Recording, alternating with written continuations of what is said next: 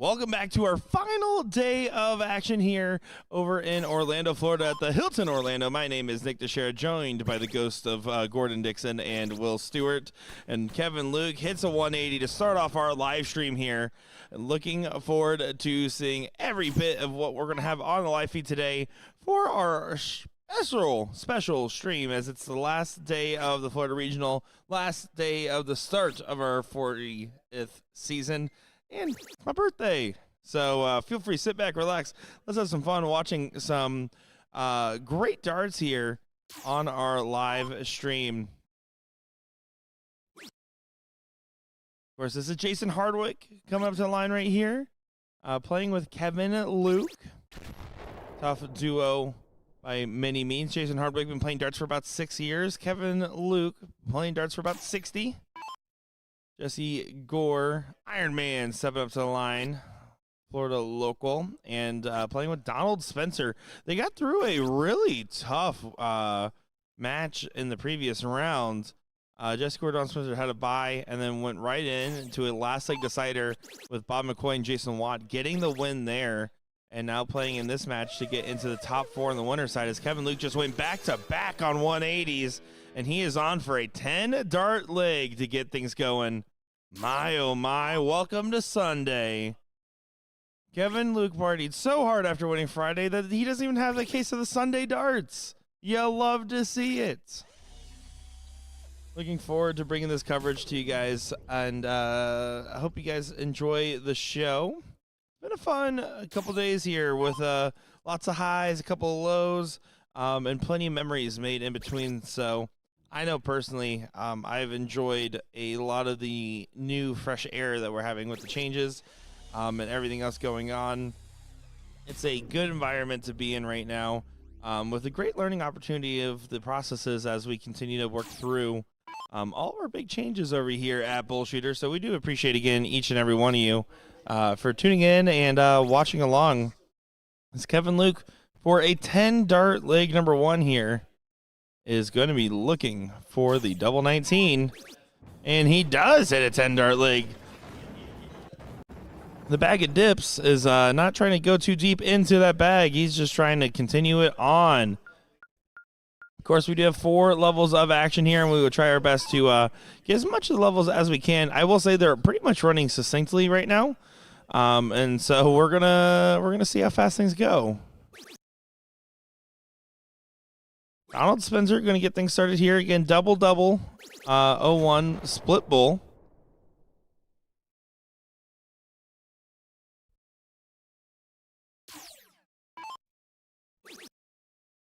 Rich Bush saying, happy belated birthday, Nick. Hey, well, first off, thank you. Second off, it's not belated. Today's my birthday, so appreciate you. Thank you, Paul Rogers, for the birthday wishes as well. You know, people, not only you, Paul, but plenty of others have said, oh, I hope you have a good birthday. I hope it goes well. And I can tell you, I get to spend my birthday watching darts, so I really can't complain. I have had way worse birthdays. Last year, Invitational fell on my birthday. I was still driving back from South Carolina that time as well. I love to be able to be on the road and see these cool opportunities.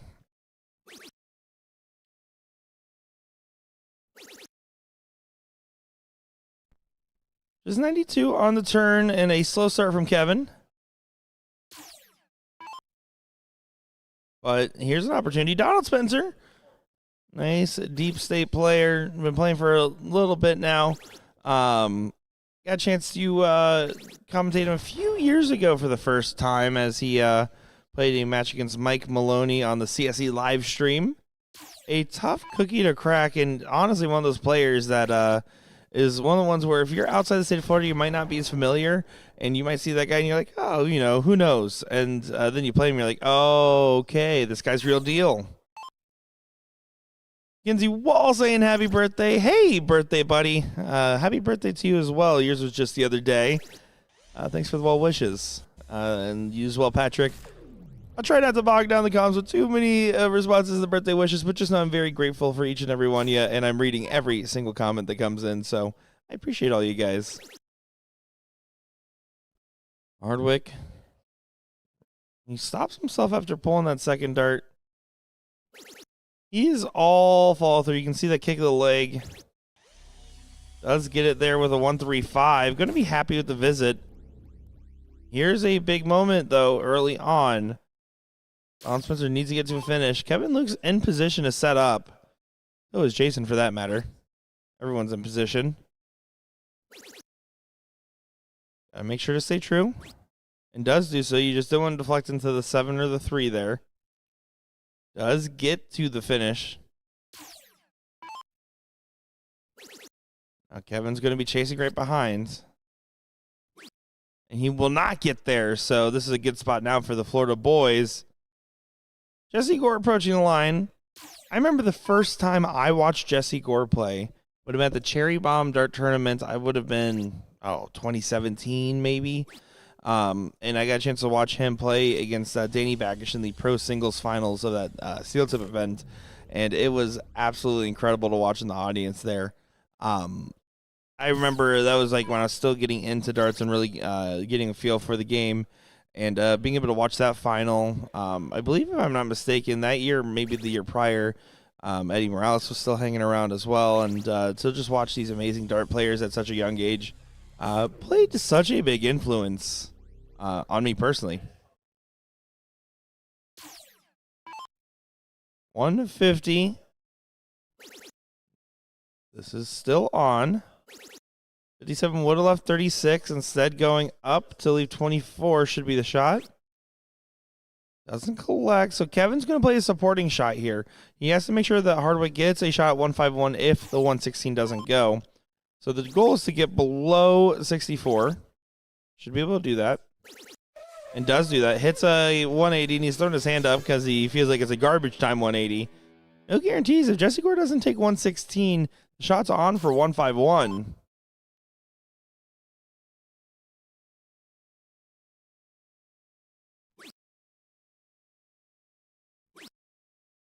There, doesn't get the go-ahead. Was looking to find 419s for double 20. And now instead, Jason Hardwick gets a shot 151. It's a tough shot, but not out of the possibilities. Now out of the possibilities.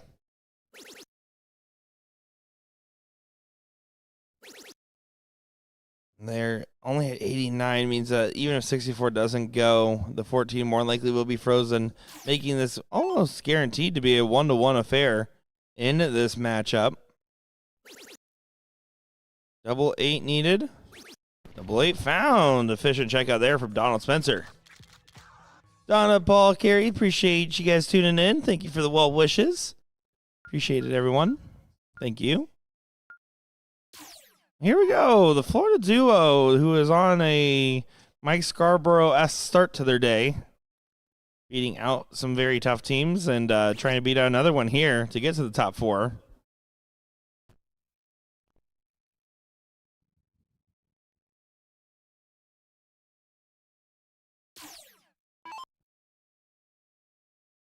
And Kevin only starts with the bare minimum of the 40. Can Donald Spencer punish? Oh, no. Instead, just hands the opportunity back and then some. Isn't able to get in. Hardwick knows if he gets in and hits a decent shot here, it puts a lot of pressure on Mr. Gore.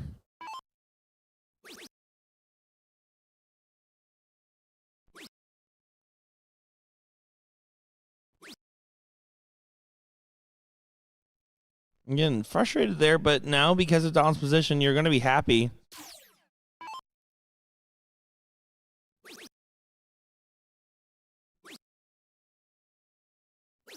A good shot there from Gore, getting out in front of the pack. The nice thing about that shot that Jesse just threw there is that it gives a little pressure off Donald, because now Donald's going to think, okay, I'm going second effectively in this match, in this leg, I should say.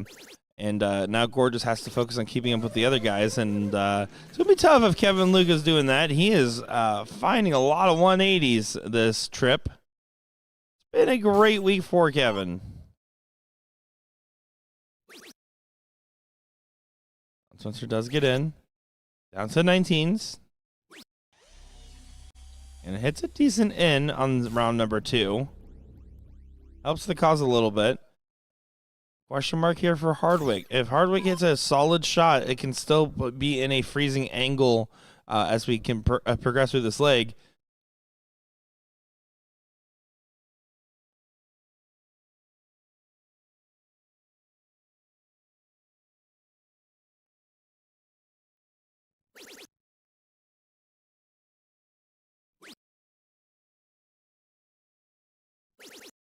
There, finds a 140. That's a solid scoring visit.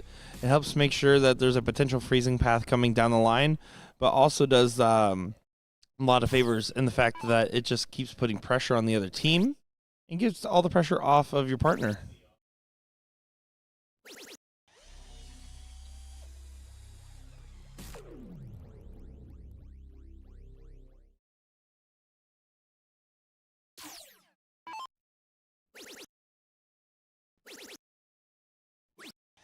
Oh, Kevin doesn't go back to back.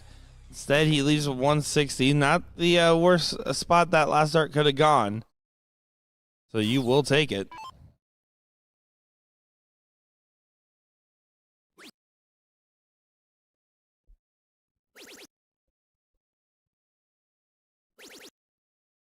Now sitting at 302. Is possible to check in 6. But Hardwick can set up a freeze right now. Needs to get to 141 or less to freeze. Trip does freeze no matter what. Oh, and when I say that, it just is starting to mean to the position of even if Jesse Gore gets to a finish, Kevin and Jason have more darts than Donald to throw, meaning it's a very tough position to try to get out of when you're talking about freezing.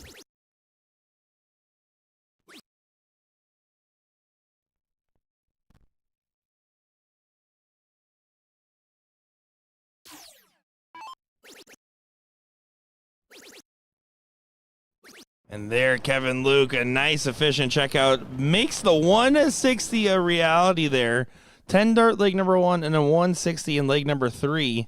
You love to see the champ just continuing to perform. It is now 2-1 in this matchup, but you get the going first advantage here if you're Gore and Spencer. So you got to settle in, dig deep, and play good.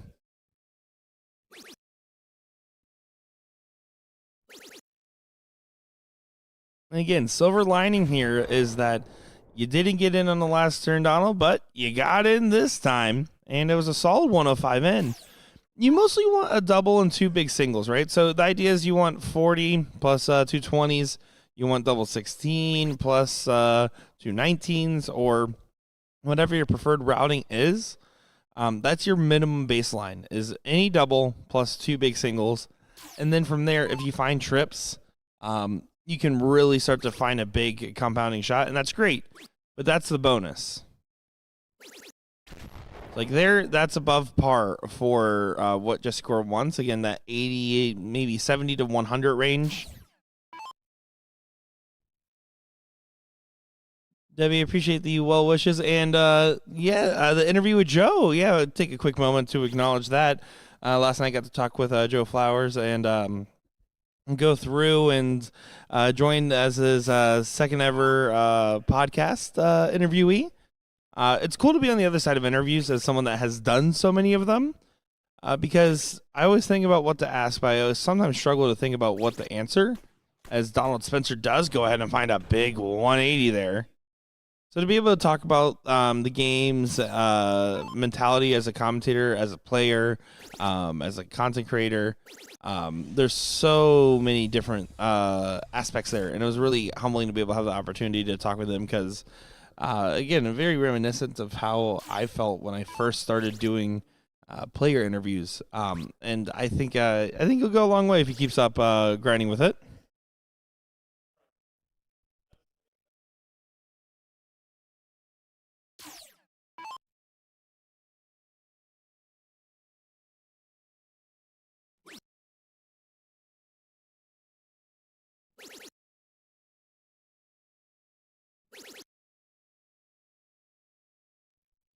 $95 there on the score for Hardwick. This is a great leg right now for Donald and Jesse. They can control their throw. Oh, a little scare here, though. You have to get to a finish just in case Kevin gets the one. This is the type of shot that Kevin Luke does love. It's a spoiler type shot. Getting all the way back into the mix. A leg you thought you weren't going to be in the running on.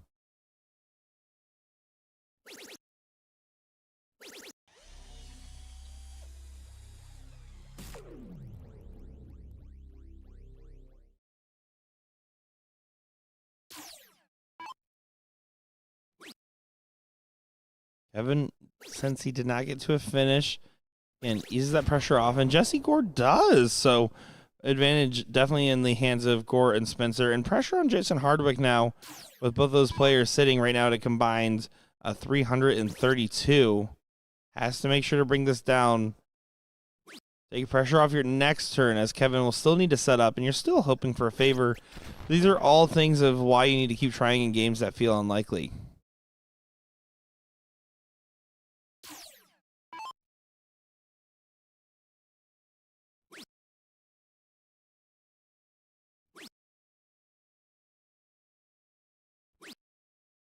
And they're only 55. Another opening. 116's no gimme. Yes, it's a combo shot of either 20s or 19s, but it's not free. 94 slightly better, as it's just a 1 triple turn. 161 is the first opportunity, though. Even if 161 doesn't go, it's very important to get this really low, Jesse. Well, double bull does go for a 161 check out there from Jesse Gore to push it to a last leg decider. 160 and a 161. How about that from Iron Man Jesse Gore?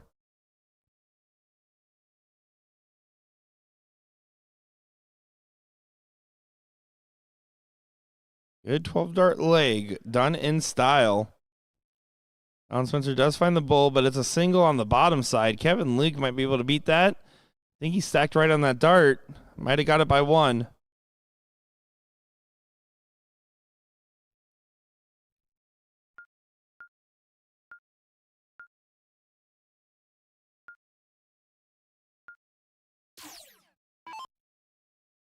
So here we go. Last leg decider inbounds, as Kevin Luke and Jason Hardwick will have the throw. Things have stayed chalk in this matchup.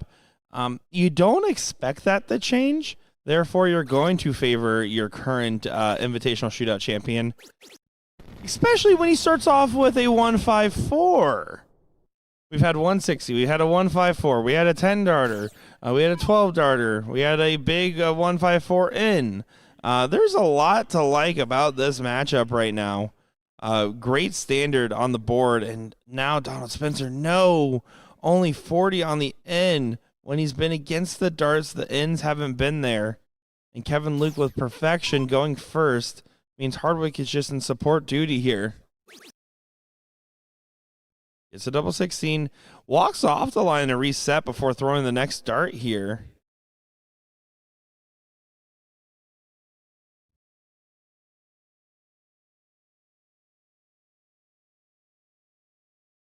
And now resetting after that double on the first dart. Again, he's putting a lot of pressure on himself. All he has to do is support Kevin with the 154 in. It's a good position to find himself in.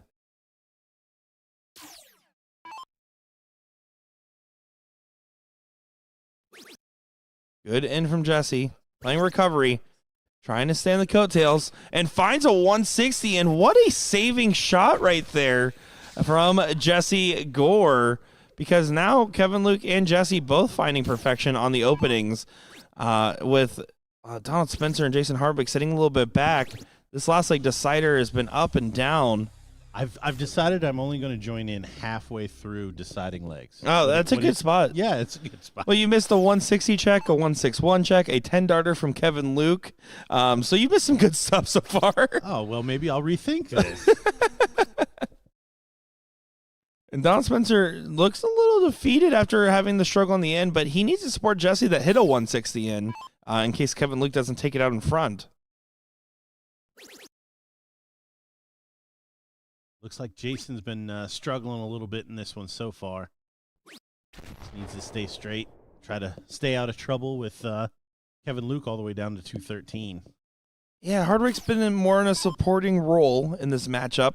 And Donald Spencer has also had his struggles when it's against the throw. On their throw, they've been fine, which is unfortunate when you lose the diddle in the last leg decider. Gore will not be on for a 9, but is, again, chasing Kevin just in case the opportunity does arise. That's an opportunity. That's a big miss. And you see what Kevin knows. That's a door open. Jesse Gore puts in another couple of triples. and he's going to be in a good spot to break here in the deciding leg. But it still requires this gentleman and Jason to figure out what they want to do. Is someone's going to freeze someone? Are they going to stay neck and neck? There's still some question marks right there, as that's a weak turn from Donald Spencer to follow the 85. Yeah, now 2 triples from Jason. Now he needs to. Gonna at least be in front of Donald. Big last. Big last could be the difference. Gordon needs to set himself up kindly because the 155 is no guarantee. I mean, I say that knowing that we saw a 160 and a 161 already, but there's no guarantees still, right? There are no guarantees, but that is helpful. 85, a smidge better than 155. Yeah, and it almost was a lot better. The last one got away from him a little bit. I almost wish he would have left 26 because of how well he was hitting that 20. But Kevin Luke doesn't take it, goes inside. Is the freeze going to be on? But job done, yeah. Getting down there all the way to 19 puts a lot of pressure on this man. Donald Spencer, you need to pull it together. He's had some great shots in the earlier legs. This would be one of those times it's needed. Oh, what a time. Another one. Not quite it's in range for Hardwick to freeze. Yeah, 158. He'll be looking to get to 157 or lower. So play for 100.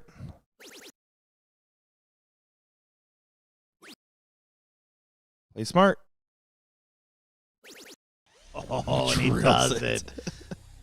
He put a little extra pepper on that last one, I think. Oh, that he did. And unfortunately for Jesse, with that extra pepper, he's going to feel a little salty. See what you did there. Thank you. So probably 20s.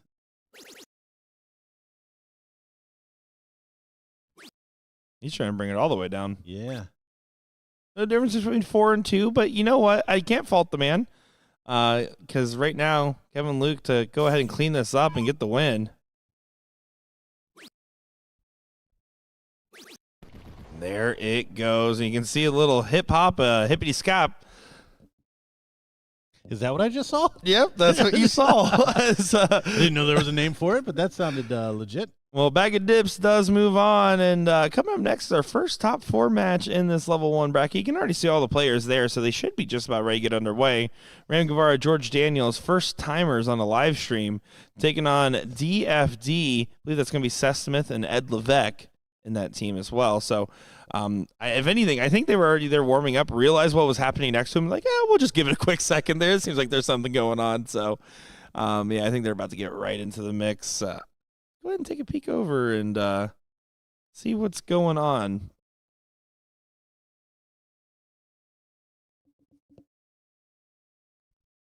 Yeah, and I'm going to step out and wait until 2-2 and Oh, yeah, naturally.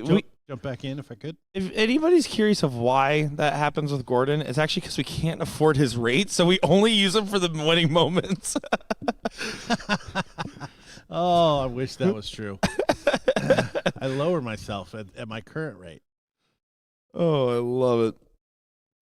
Again, guys, thank you for the kind words in there. And, yeah, what a great match that was. Again, 160, 161 checkouts, 154 in, 160 in. I mean, there was a lot of stuff to like in there. And, again, that 10-dart first leg from Kevin Luke.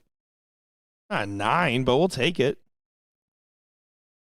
Can't all be 9s. Yeah, they certainly technically can be. There is an alternate parallel universe where no one's ever missed a dart. Whew.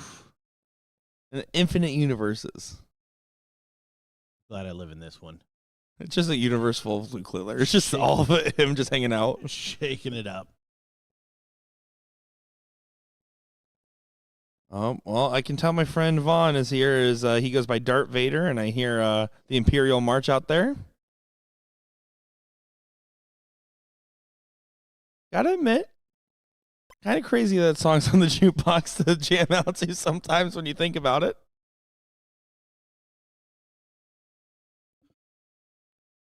What's your go-to pump-up song there, Gordon? I like The Darkness. In general, or is that a song? No. The Oh, I don't know the name of the song, but everybody is doing jumping jacks, clapping above their head.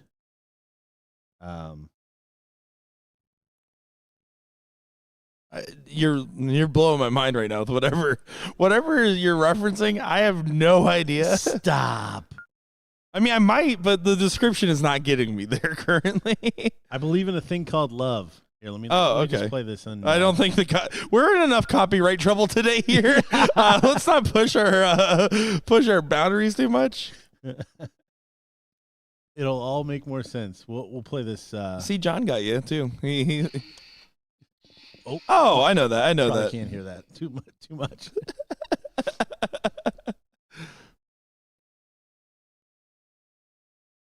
Yeah, I thought these guys were gonna save rock and roll. It turns out they only had one good song in them.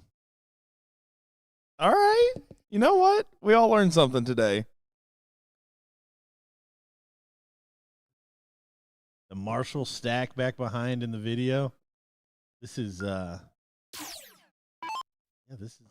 thing called love right here. Well, there you go. Well, for our audio listeners of our non-visual commentary, just know Gordon was showing me the music video, and I feel a little smarter now. Here we go, going into the match here. Top 4 match on the winner's side. And the man who has not lost the bracket yet, Ram Guevara, is playing like a CDC event with no hat on. It's a rare sight.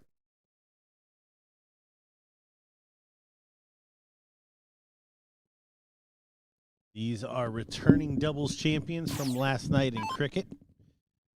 Trying their hand at 0-1. Both participating in the qualifying tournament there on Thursday as well. As well as this man. Was Seth Smith in there as well? I believe so, yes. I think he was too, yep. I think all 4 of these gentlemen, and that's going to be the case for most of level 1, you would have to imagine. I mean, there's some Florida locals that didn't play, like your Kenny Doyles of the world and Nick Slepics, but a majority of them were a part of the field. It's really cool to see. I wonder what happened to the hat of Ram Guevara. It's like something, he always wears a hat. Maybe he lost it in a dart game. I think somebody challenged him. You know, he's like, I'll play you for your hat. Ram's like, no way I lose this. And it's actually just a hidden pro somewhere out there. They were playing Gotcha 1. He kept tying his score and sent him back to 0. The power move. George Daniels has had some up and down moments this weekend. Not quite the consistent standard we normally expect from him. Yeah, no, but you got to say yesterday, definitely stepping up when needed to kind of drive them home. You definitely can't win doubles cricket by yourself. Now this one, 0-1, even with the freeze rule, your partner really just needs to stay within touching distance. But I have a feeling we're going to see George finish some legs throughout the day as this team progresses. Val pointing out that he was running late this morning, so could have probably left it in the room there. That's a great answer. I mean, he did win trips last night. We should acknowledge him, Darryl Cortez, and Meredith McGee. What a super team that is, as they end up getting the win. And 81 teams all done right at 11:59 p.m., so done before midnight. You'll take that. 11:59 sounds made up. Okay, it was like 12:02. Yeah, okay. I think the actual time was like 12:02, and I rounded down. But if I say actually midnight, people might think, oh, does that really mean 12:30, 12:45? You just lied the other way. It's my birthday. Let me have it. How many times can I get away with that today? Just say something factually incorrect and then like blame it on my birthday or something? I don't think I've let it go once. Ever. All right, getting down to the business end of this first leg.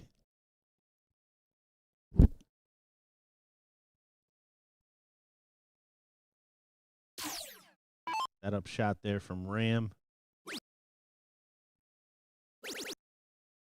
Not trying to get right behind. I know Seth was eager to play on this live stream. He sent a message asking if the top fours were going to be streamed, and I was like, well, yeah, if you keep winning, that's how that works. Yeah, normally. So, it's when you ask to be on a live stream, I almost wonder if that puts more pressure on yourself though a little bit because now you're aware and you asked for it. Yeah. Well, it also like how's somebody going to respond to it? Ed Levesque can put in a big shot here. It's not going to happen, at least to a big degree. He does get to a finish. So all 4 of these players at a finish. Yeah, but you expect the 161 to get frozen even if the 128 doesn't go. It's a fair expectation when Ram does that. Yeah, the 161 not going to have a chance at this stage. And I said we'd see George Daniels taken out, and we're going to see it in the first leg. I'm calling it. But look at this setup shot. I would have loved if Seth was trying to prove you wrong and takes the double bull just to prove you wrong. I would have liked to seen a 16 to get him lower than 32. And that's something that doesn't always pay attention to in this format is George Daniels is going to just make a liar out of you. Hang me out to dry. He gets down to 4. And you are absolutely right with Seth's shot selection, as now he guaranteed the 150 does not have a shot by teeing up. And I'm sure as soon as that happens, you're probably like, okay, that's what happened, right? And is it what it is? At least that first start going to a trip 1 gives you a little bit of solace, I think, as a partner. Like, okay, it's not 100% my fault. It's just like 85%. Both these teams playing well, though. I mean, the start is the difference here. Well, unfortunately, but again, 32 can't go. With shot selection, not able to take a swing. He doesn't hit the fat 18 to leave 32 and goes a little bit more aggressive. He could be sitting on 2. He still would have been frozen, but changes the shot for his partner. I was right in the end anyways. Look at that. You were right in the so far from the way you would have expected it way. Yes. And here we go into the next leg. So Seth and Ed to get going here once again.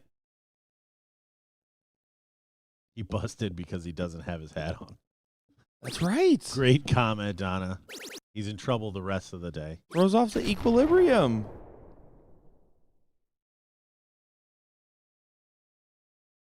And now Ram.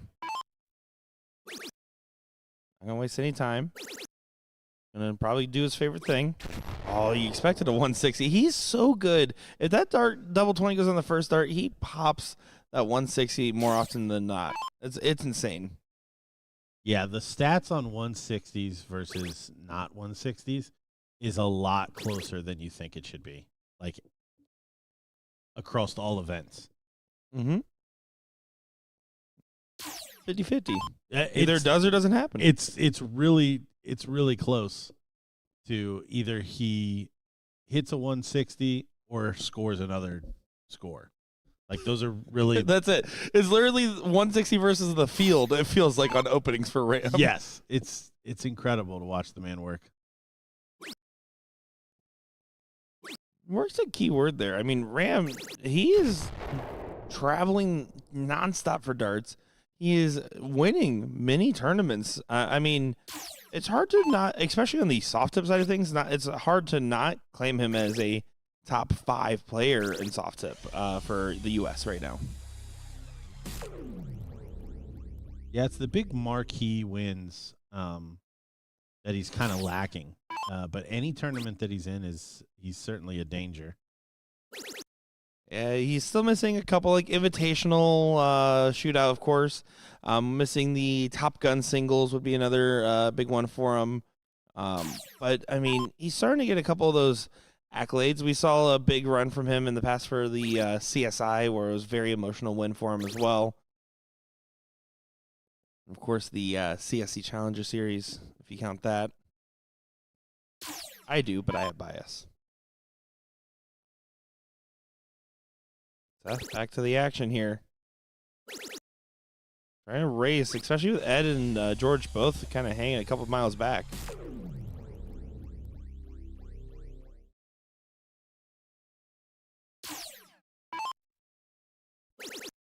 Yeah, Ram going to be able to get to a better finish than that 160. Not much, though. Not much. Not where he would have wanted to be. It's all about finding a big shot between these two gentlemen. You can do some crazy stuff with a big shot at the tail end. 476 means that should be fairly safe as long as George hits he's a decent enough turn. 100 plus will get you there.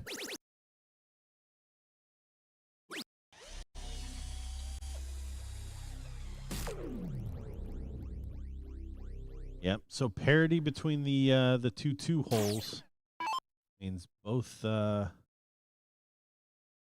have a shot here at these outside finishes. Camille's watching. We met back at Chicago there, playing against Scuba in the finals. Yeah, I think Seth threw that second dart a little too fast. First one looked good. Ram's turn needs 2 treble 20s. Not going to get the shot. Should stay. Yeah, just get to double 6. Find the big scoring segment. And had a good spot for that dart to land in as well, which always helps. Again, back to the Ed and George equation, though. It doesn't matter as much right now with Seth and Ram being so low. It matters about the big hits or misses between those two gentlemen. Yeah, 216, so 203 or less.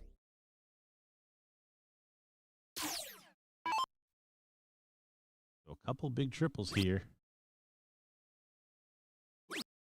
Not going to happen. He can't freeze. Does find the treble on the third dart in kind of a throwaway spot. Seth Smith, though, 38, double 19. Coming in. Play the second one aggressive. You're okay with a single 19 because you can set up for a freeze. If not, I don't like the split. I hate the split. I don't like it. If you're going to hit it, you're going to hit it then. So. Yeah. I mean, cheers to him. He got there. So, and the reason I say that is because, again, if he got down to 2, it would have froze.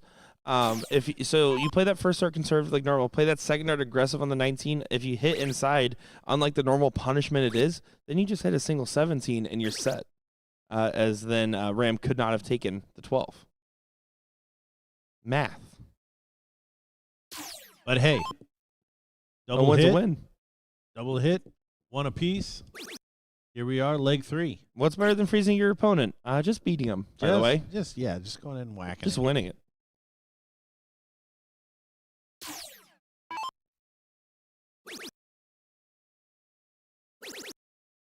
George going right back to the races, finds a Shanghai on the open.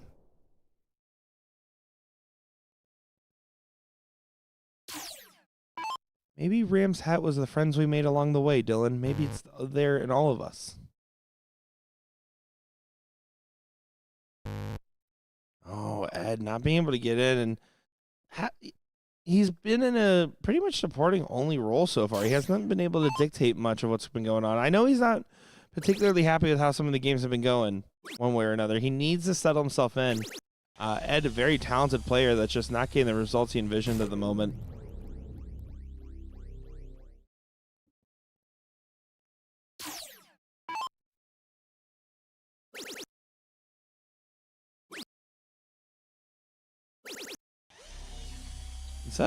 Playing really solid darts. I mean, again, we've questioned in leg 1 and 2 some, shots like the 18 on 32 that ended up freezing, or the split on second dart. But his scoring phasing, there's not really been any notes. He's been doing just fine.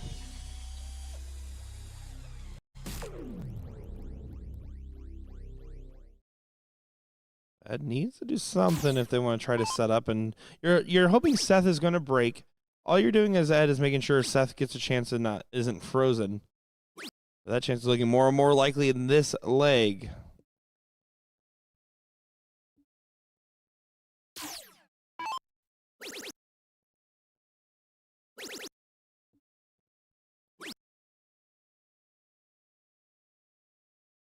Yeah, 197. Not a finish, but certainly well on his way. Seth does have an opportunity here with a ton 40 or better. And better is the option to get to an outside chance, but Ed probably going to put a pause on that.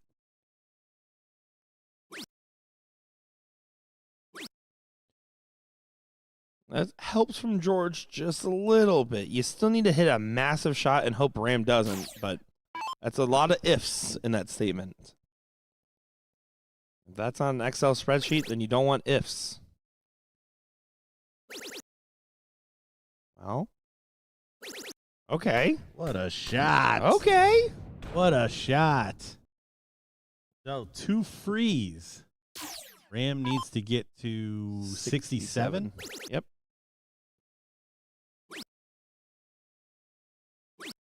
Doesn't get there. So outside chance.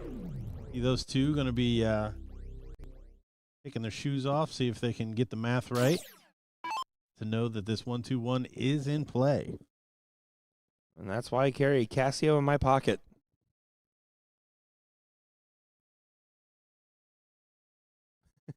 Steve saying lights out cut a 9-darter every time he'd still be mad. Again, he wants 12 marks, not 9s. Okay. Little mix up of order, but the shot is on. Single 20 will leave the bull. Yep. And you can see that's exactly what Ed was saying there. No, I think Ed was saying trip 10. No. He absolutely did. No. Yeah, they were. What? Oh. What? Don't do this. Don't. You have to get yourself a dart. Don't do this. Especially because Ed more likely, unless he hits another 180, and even if he does, there's still a chance that the freeze is back on, and Seth might not be able to approach again in this leg. You needed to take that one out there. Yeah. I sometimes.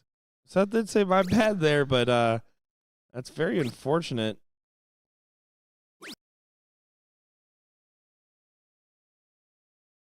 And that's kind of the save. That may be the difference between another shot or not. So 130 or less for Ed to freeze. Coming off a 180. And a fat 20 will do it. Ooh, that was scary, but it did get to the fat 20. And Ram will be frozen, so the freeze play did end up working.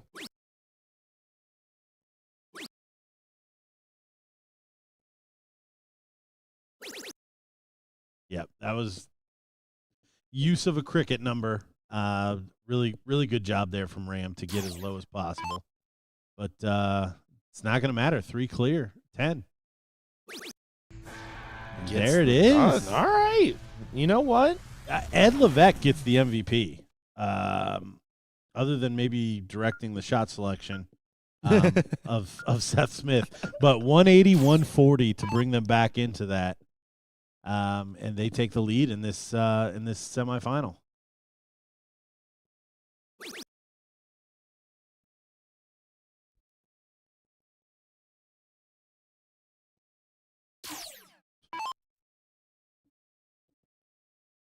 Progressive way to spell level.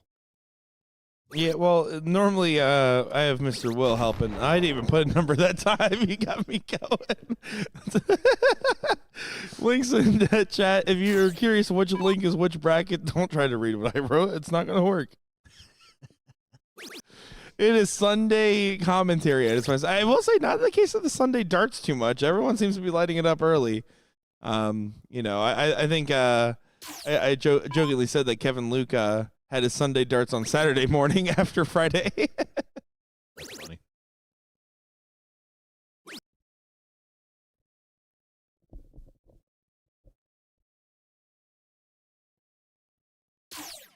No big swings early on.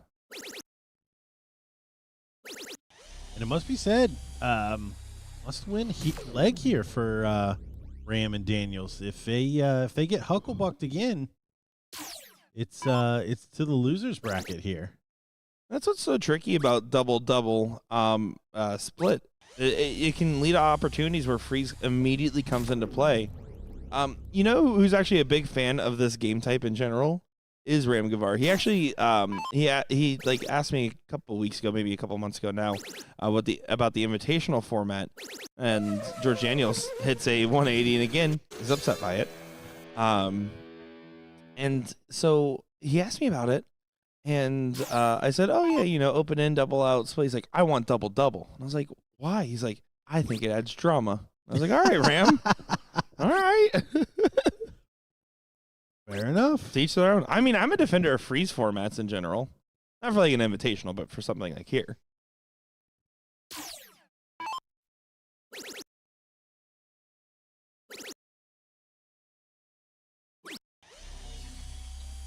Oh, doesn't find the third triple, so not at a finish. And again,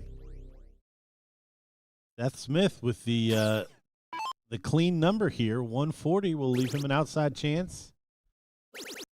He hit a 180 in this spot the last time to leave 121. Again, you're asking for a high pressure hit. You can't get them every time. You can get most of the time sometimes if you're these players in these situations, but George, in the mood to give some favors.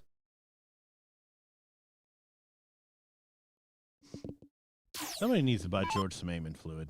I think that's what the problem is. It seems a little tense. Mine is a C4 energy packet and some water. Yeah, I have some leftover peach vibe that I dump more water into. Yeah, it's right. Yummy.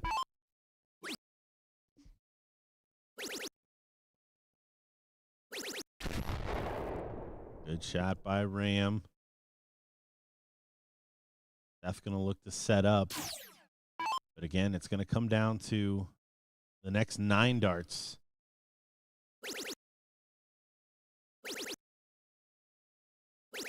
And see there, I don't mind the stay too much. It looks very inviting. A double 13, not a premier double, but in a freeze format, getting low and hitting a big shot, it's hard to fault.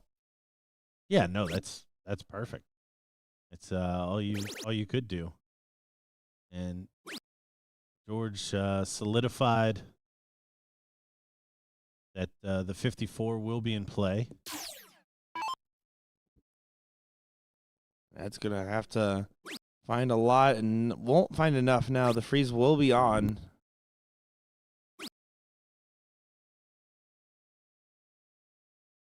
So we are set to go to a last leg decider, barring a crazy free shenanigan.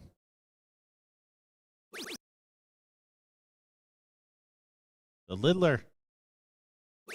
Textbook. Nailed it. I jokingly say textbook, but I feel like the textbook's been changing a lot lately with some of these doublings and routes with the it's not Littlers changing. in the world. It's not changing. It's not changing. It's not changing. That was a firm answer. It's not changing. Now, I will say the use of double in pressure situations is definitely something that has legitimately changed. Like 95, the single 19, double 19, double 19, completely understand shots like that. And I think Ram flexing his cork muscle, again, finding just inside the bull wins that one. So why do you think the rise of double doubles are getting more popular? Well, I think you're seeing the rise of certain double doubles. So when you've got like 76 and you shoot the double 18 to leave tops, or you're on 95 and you single 19 to go double on the 19. Like there's certain scenarios. So you're not seeing somebody go double 15. Oh, sure, on 60. Sure. Like there's certain ones, and I think it's all about size of the target and the switch. Interesting. That's what I think dictates what goes into the meta, to steal a current term. Oh, yeah, no, I mean, that's very, very gamer of you. I love it. No, it is interesting, though, right? Because I felt like it was so rare to see it. I mean, even on 80, right, going for double on opens and stuff is something that you just didn't see often. And as long as I've been in darts, it's just only progressively gotten more popular, it feels. Well, yeah, 80 is actually a really good example because, like, prior to probably within the last 7, 12 years, it was considered kind of flashy to do it. And now it's kind of just in the canon. Yeah, it's like 50-50. I mean, you see the double 20. I feel like you see half as many players also just start with the trip 20 for double 10. Here we go. Back into the action. So trying to race to Ram. Not much separating the two, so job done there. And Ed and George. Again, the X factors of this matchup with their positioning.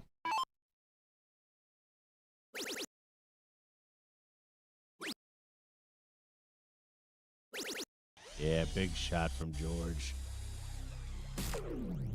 as he lumbers up there to retrieve his 140.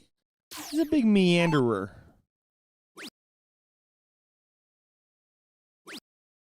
Ed needs to find at least one trip. Yeah, that helps. Good switch. Using the cover.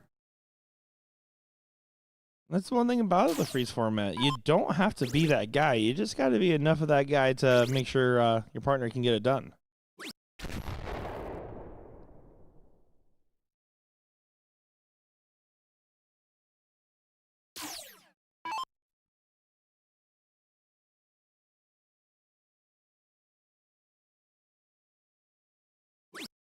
Jay Beard saying double can be easier on the brain. I mean, true. When I have 60 left and I try to hit a single 20 and accidentally hit a double 20 and then to the double 10, I always feel like, yeah, that made my brain feel easy.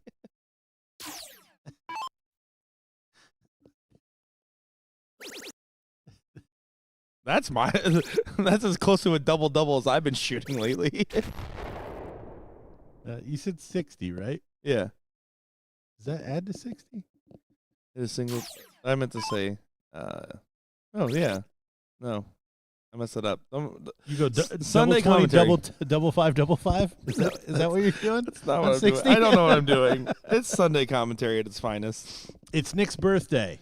It's Nick's birthday. Everybody drop in the chat a happy birthday. Oh, thank you. For my beautiful pink-haired co-commentator. It's red.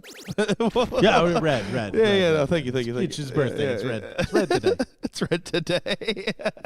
Great 1-2-6 there from Ram Guevara.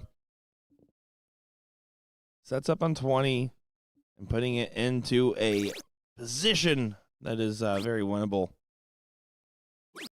Beth had an outside finish. Ed at a high likelihood of freeze. There's a lot to like here for Guevara and Daniels. And honestly, DFD, I mean, they've had their woes, but like they've been in these. And honestly, especially with Seth. Does look down. Probably would have just stayed there and. Oh, yeah, it was right. In George's. No, you said double 5. Hear me. No, I didn't say double 5. You didn't say double 5? No, I said on 60, I tried to hit a single 20, I go up to double, and then I hit the 10. Oh, okay. So, you know what? Yeah, you gaslit me. We'll listen to it again. Play the tape. We'll rewind. Ram Guevara gets the win. And their unfortunate loss for DFD, but they'll still be in the bracket as they will go to the bottom side there to play either McCoy and Watts or Double D's in that next match. Best chat in the business. I did gaslight you. You did gaslight me. Okay. Happy birthday. Well, because you're so good with numbers and math, I'm like, oh, if you say it, I'm wrong. And I will always take that approach first. I heard for whatever reason double 5. Maybe I converted. That's how much of a dart brain I have. You said go to the 10s, and I said, what? Double 5? Yeah, you know what? Fair enough. We have to work on the Nick Teixeira translator as the other top 4 matches getting ready right now. We're going to take a quick second here. They are literally all there warming up. We'll be back in just a moment. My name's Nick Teixeira, joined by Gordon Double Guest Dixon. We'll be back in just a moment.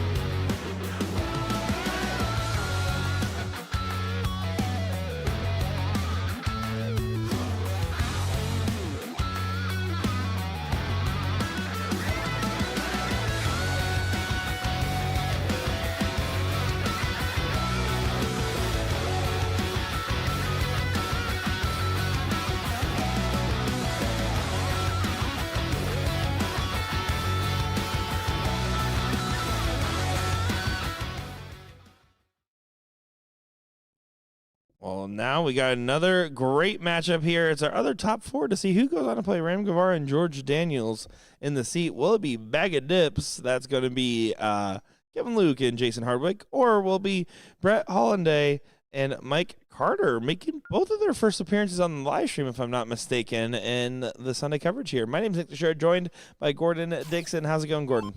Oh, ready for back in the action. This is I was commenting off stream that this was a good bracket for both of these teams. Be facing off here in the semifinal. Good mixture of talent here, giving them both an opportunity to make this final seat match.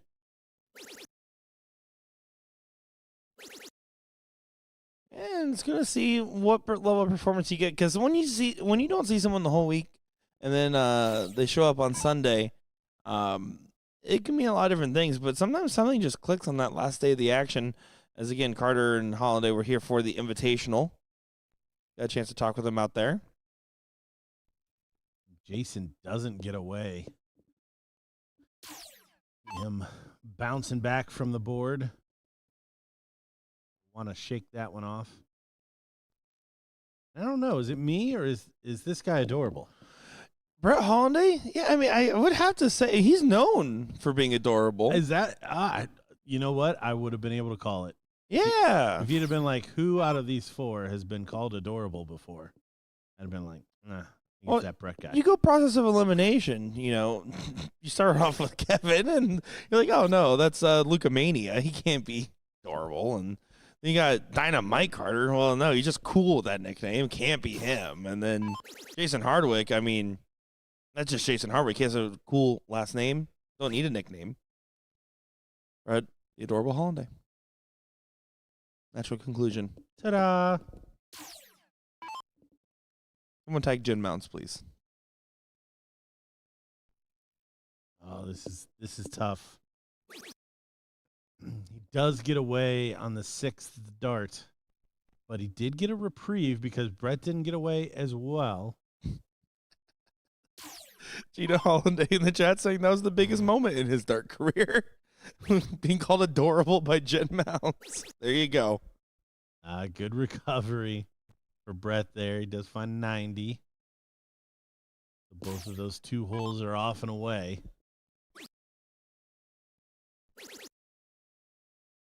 Love seeing the math. Smart shots aren't always good shots. Kevin Luke doing it the right way. Not able to convert. Carter instead trying to trail to get in there.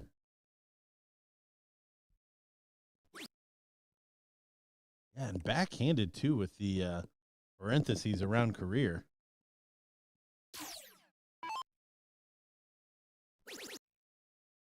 Jason finally in after on the 6th dart.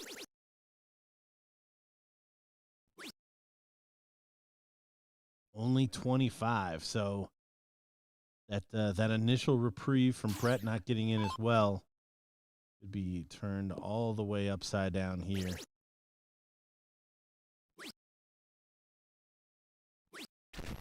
Brett puts in a ton. So Kevin has to take this out in 6, unless Jason really starts pouring on the scores. And even then, it may not work. Still step 1. You got to get yourself into the position. Mike Carter just needs to play spoiler, focus on a good, consistent scoring around. Now, Mike Carter, will see what he does with 305. Not going to leave a finish. Could have started on those 18s. 2 trip 20s would have got him there, but only a single triple turn regardless. Hardwick under the heat, under the gun. You need to find a big shot here. 140 still won't be enough. Neither will this. It's only a 60. Freeze is absolutely on.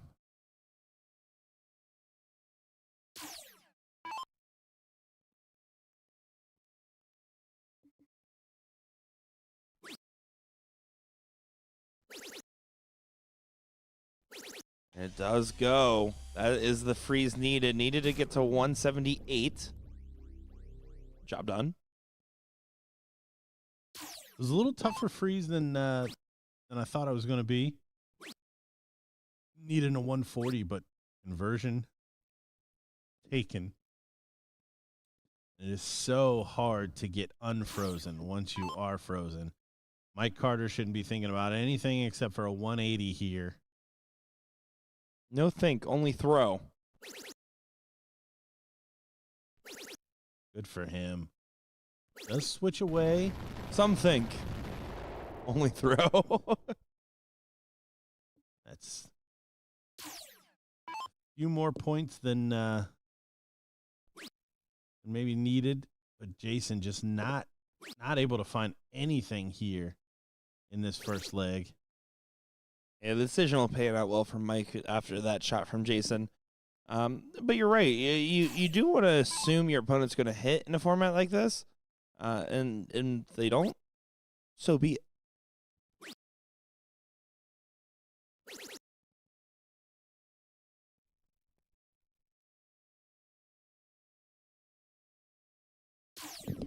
Austin Braswell being a professional button pusher there. As now Mike Carter sitting at 40. You teed it up. You take it out. Good shot there, and a break and throw to start things off, and point to the camera from Mike Carter.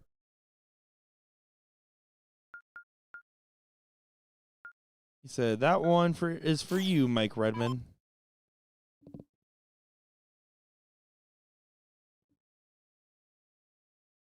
Kevin Luke, get the campaign started here in the second leg.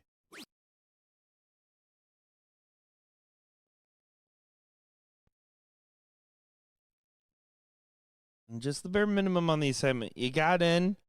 We talked about this earlier, but it's all about finding a double and 2 decent singles to follow it up is the baseline you want to achieve at this level. You got to focus on getting further in. Yeah, great start. Mike Carter already with one leg on the board here. And win the first 2 against the darts is a big ask. I do love on YouTube and Facebook we had opposite comments come at the same time. No freeze rule, and why did Kevin Luke not get the throw? So let's explain the freeze rule real quick for chat. If your partner's score is higher than the other team's combined score, you are not allowed to win the game. So if your partner's sitting at 300 and the other team is sitting at a combined 250, for example, you're not allowed to win because your partner is higher than the other team is. So Kevin Luke didn't get the throw because he was already at 2. He can't get it lower, and he can't win the game. Therefore, the button was pressed for him.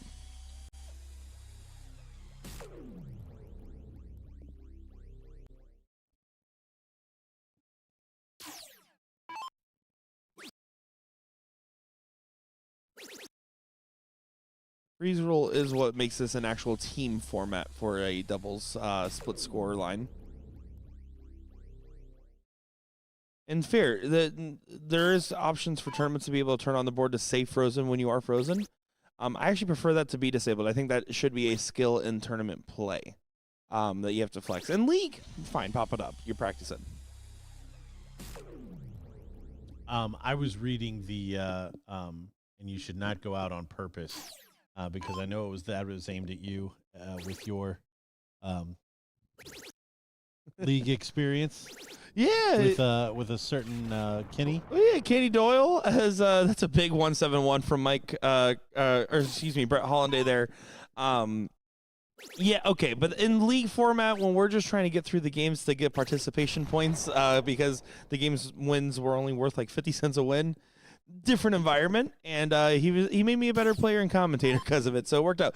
But yes, do not do the patented Parlow method or Kenny Doyle of taking out a frozen out on purpose to try to motivate your partner. That's how you lose a friend sometimes.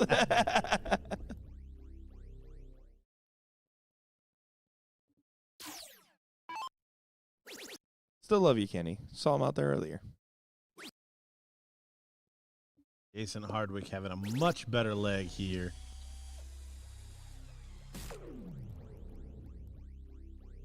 Nice ton 40. First to a finish for his team.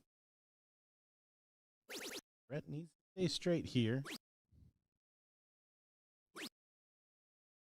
7-5, so 61. Be 60 or less here. Oh, no. And Mike Carter is going to get a clean shot. Can't freeze the 114, but could be some dangerous times ahead. Do you bull start this one because of freeze? You want to try to potentially get in a lower angle? Well, he agreed. Yeah, you don't do that for that reason. Like you needed to get a shot at it, and he couldn't freeze the 114. So he's given them a free shot at this point. Well, let's see if the free swing is taken. You're not wrong. That's how it's playing out now. Whew, double 18. What a shot from Jason Hardwick. Absolutely. Oh, my gosh. The redemption there from the frozen first leg is absolutely huge.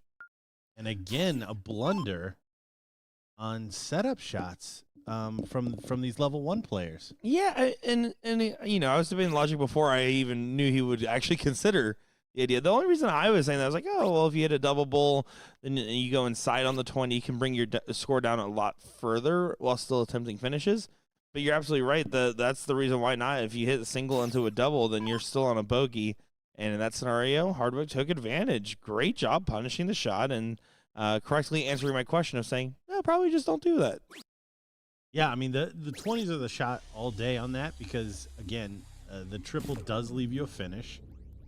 The single does leave you a bull, and you did have to take a shot there for the exact reason that we were talking about. Jason was on a finish. A big-time shot from Jason Hardwick. Could have called him struggling, especially after that first leg, but he came back with a vengeance there in the second. Yeah, big win, big find as now back into it. At least Brett Hollanday wasting no time with the 160 end.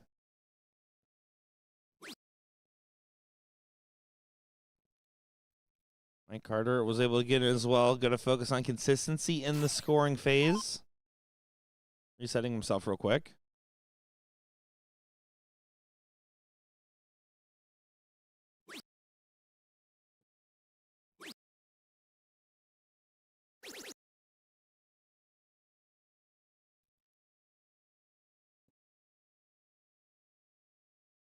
Down for the treble 19. Good cover shot. Here comes our invitational shootout winner. A nice 140 back in the scorer's seat for him. Yeah, it's Alex Spellman, Randy Fern, and Kevin Luke make up your winning 4 years of invitational shootout. Paula Murphy, undefeated as our first ever women's champion. Or unbroken in her run of the record. I guess she was defeated once in the first set of the final. A very good first set from Caitlin Myers. If you haven't watched that interview that got posted this morning with Caitlin,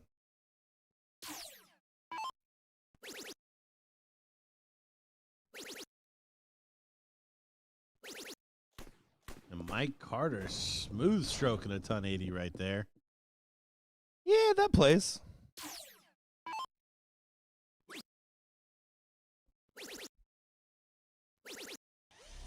Kevin goes ahead and chases in position, gets to a finish, but Hardwick back to the earlier woes. The 114 got you a lot of brownie points, but the 401 right now, after 6, not earning you as many.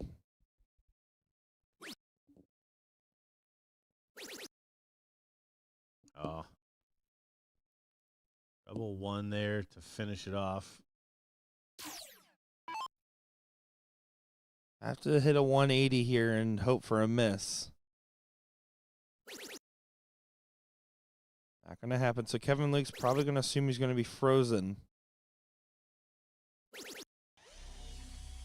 good recovery, but yeah, needed all of them for sure in that spot. 144 freezes.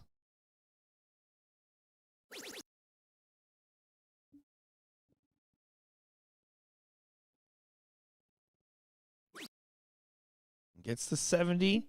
Kevin Luke, nothing he can do with the other team sitting at 205.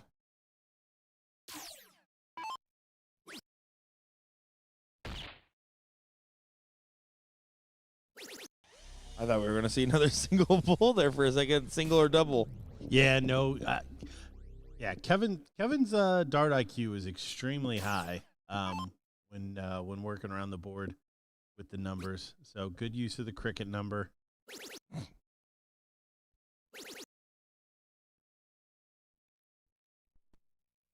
Brett just continuing to bring it on down low.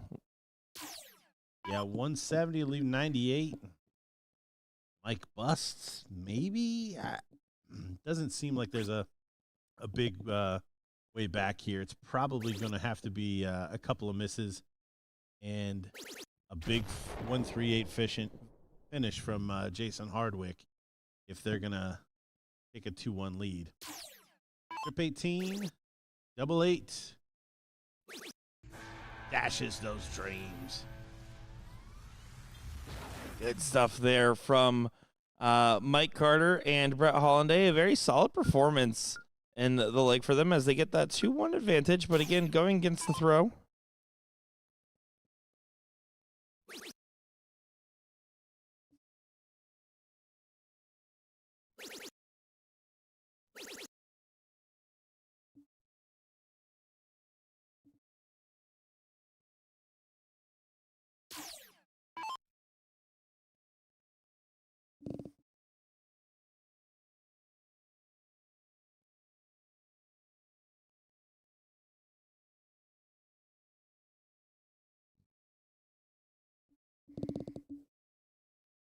Mike Carter needs to try to see if he can get past Kevin Luke, who only had a very average in. Doesn't. Basically makes it effectively chalk.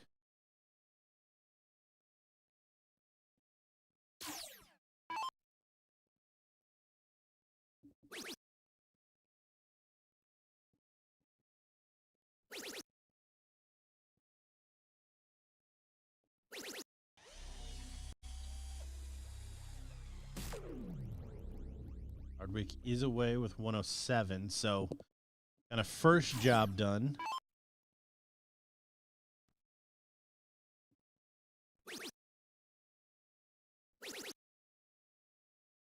Another solid shot from Brett. Seems like we're not talking about Brett a whole lot, but he's really just he's playing the 2-hole here for Mike Carter extremely well. We can talk or not talk about him. All I'm thinking about is how adorable that man is. He's living rent free up here.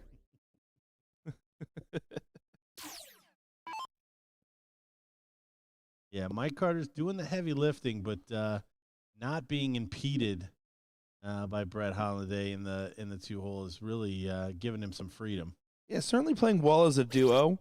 And again, we see Hardwick. Yes, he did hit that big 114 check. But overall, it's really been more of a case that he's just been supporting, been doing some very nice stuff. Hardwick's had some ups and downs. Looking for an up here. Yeah, needs a good shot here, especially with Kevin for his standard slacking a bit here.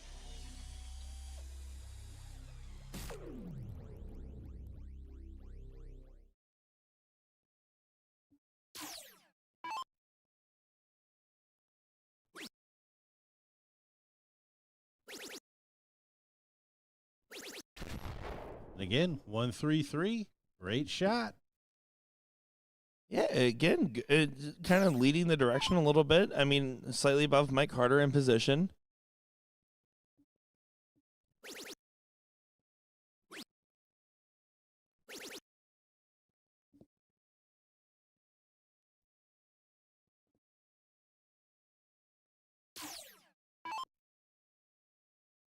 So setup shot here for Mike Carter.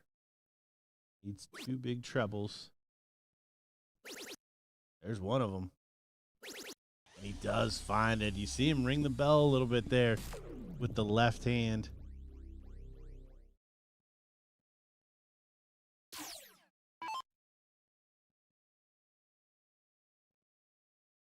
Mike Hardwick can do the same with a 140. Oh, he's trying to tee it all up. Oh, and he goes just left. Leaves the bogey of 159.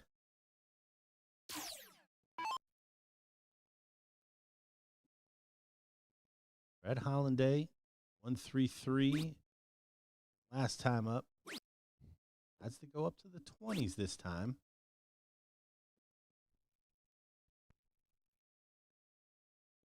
We'll see what happens here with Kevin Luke. Going to try to pressurize the 150.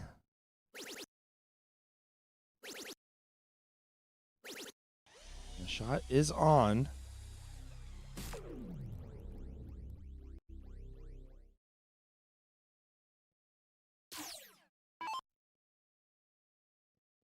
Mike stepping off the line, shaking the arm. I mean, this is a big moment. Match shot incoming. It's a big ask, but certainly within his wheelhouse. Sets up to the line and then walks himself off again. Trying to get himself amped to be able to shoot this. Hugs the wire and he knows. Yeah, not going to be able to do it this time. Double 19, leave 24. 159, not a finish. But could really pressure Brett to do something with that 225 with a couple of triples here.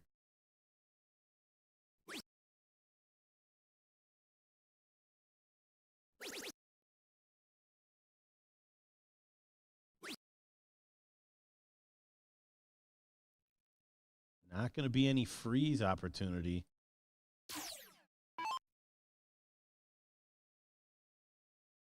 This is about digging deep and hoping for a miss more than anything else right now. Great first start. Doesn't find it on the second. And a needed last start does help if Kevin Luke doesn't bring it low enough or take it out. Yeah, 78. 23 is the number. 23 or less. And big dart there for Kevin Luke. It doesn't matter about the freeze. If you're just going to take it, as it's now 2-2 in this matchup. Taking a quick moment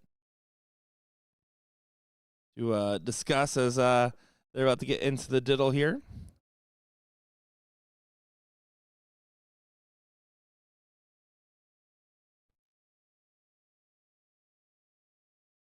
Outside.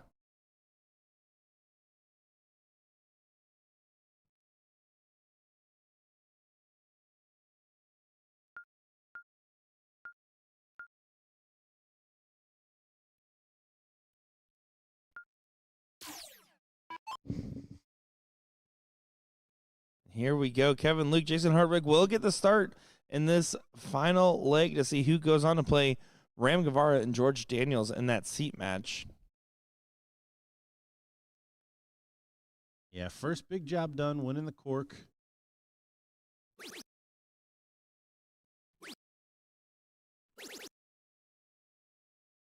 Gets in first dart, travels around the board. Interesting to find out why he didn't go to the 20 on that. Mike Carter away again. First dart.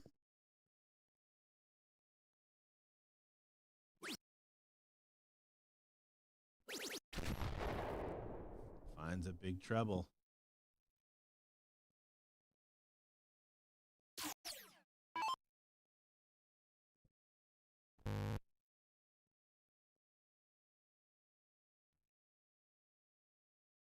Jason needs to find it here.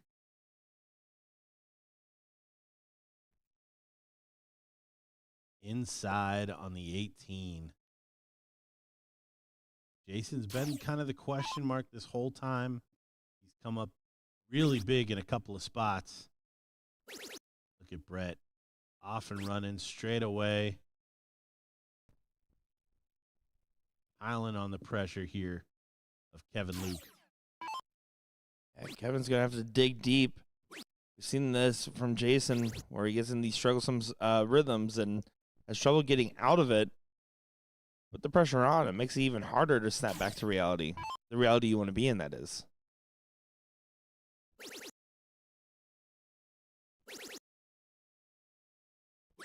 How about that from Mike Carter? He'll take that 140. He wanted all of it, but he'll take that every time in a position like this. Absolutely. And here's basically the shot of the leg right now. What the heck, Melanie? Only Gordon? It's crazy work. Treble 20. Oh. One big treble after that, and kind of everything would have been forgiven.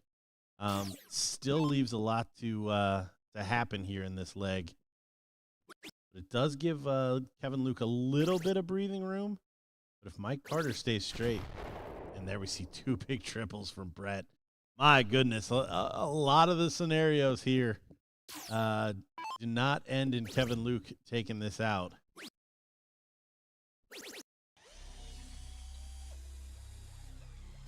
Here, Carter just needs to go ahead and get into position, set up the shot. Been so good on that treble 20 this match. Continuing to find success on it. Awkward spot for that second dart. See the step off? I think he's just worried about the deflection. And there, places it in the trip one. That is one of the worst case scenarios on that last dart. Any of the big triples left him a finish. He built a TP over top of the 20. Just needed to leave. And this man right here, again, could come back big. Only one big triple.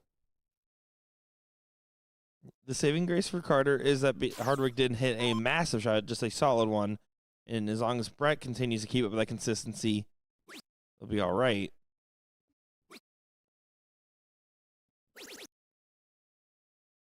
Basically matches Hardwick.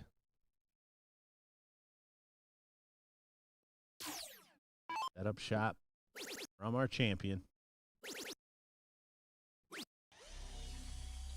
He thought he had the lot. Oh, that's right. It's Melanie's birthday as well. Happy birthday, Melanie.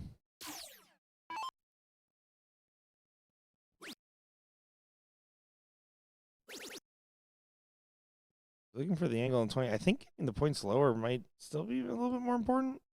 Yeah, I don't know exactly the angle at this time. I mean, if it's that blocked, another 57, you already put one in there. Give yourself the best chance to hit a big triple. Yep. I mean, he thought too long about it, I think, but Right conclusion. Yeah, smart darts aren't always good darts. That's I'm racking up there. Now, Jason Hardwick needs two big triples here to even have a shout. Brett Holiday has been doing the work.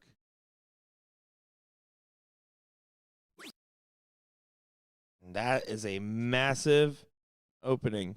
Oh, goodness gracious. Brett Holiday doesn't even need that adorable of a shot to be able to set up a freeze. Done. Bam. It is done. The 60 for Kevin Luke is frozen. They're going to win this when you see the not so happy look on his face. Does get down to 285 from Mike Carter. Take them to the seat match. Yeah, nothing fancy. Just nail it.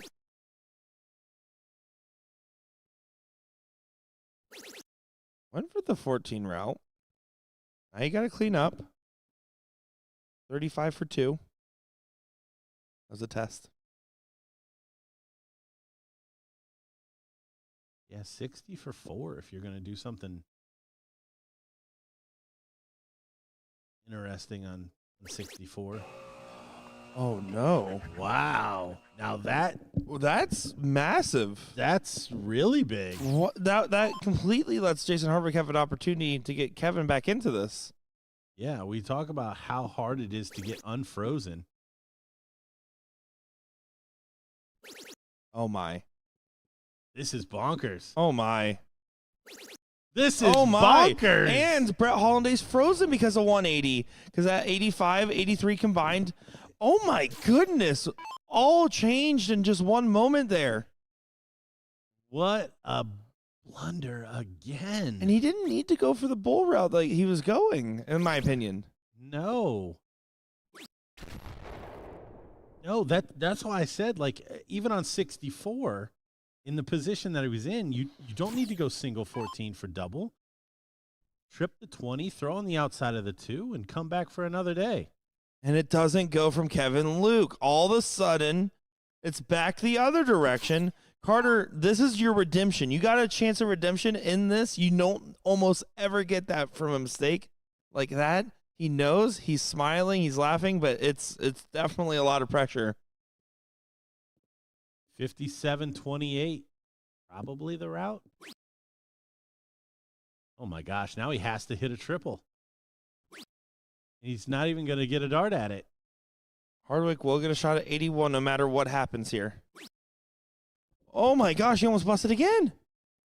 He left at 40. Board management is... You have to hit a trip 18 there.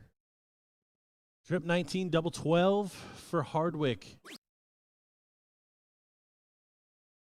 Now, this is a shot where you go 12 for bull. Is it? No, it's not. No, it's not. No, it's not. Because Carter, yeah, you can definitely just freeze. Now, this is where Kevin Luke's stepping up there. He's going to direct Jason the correct direction here.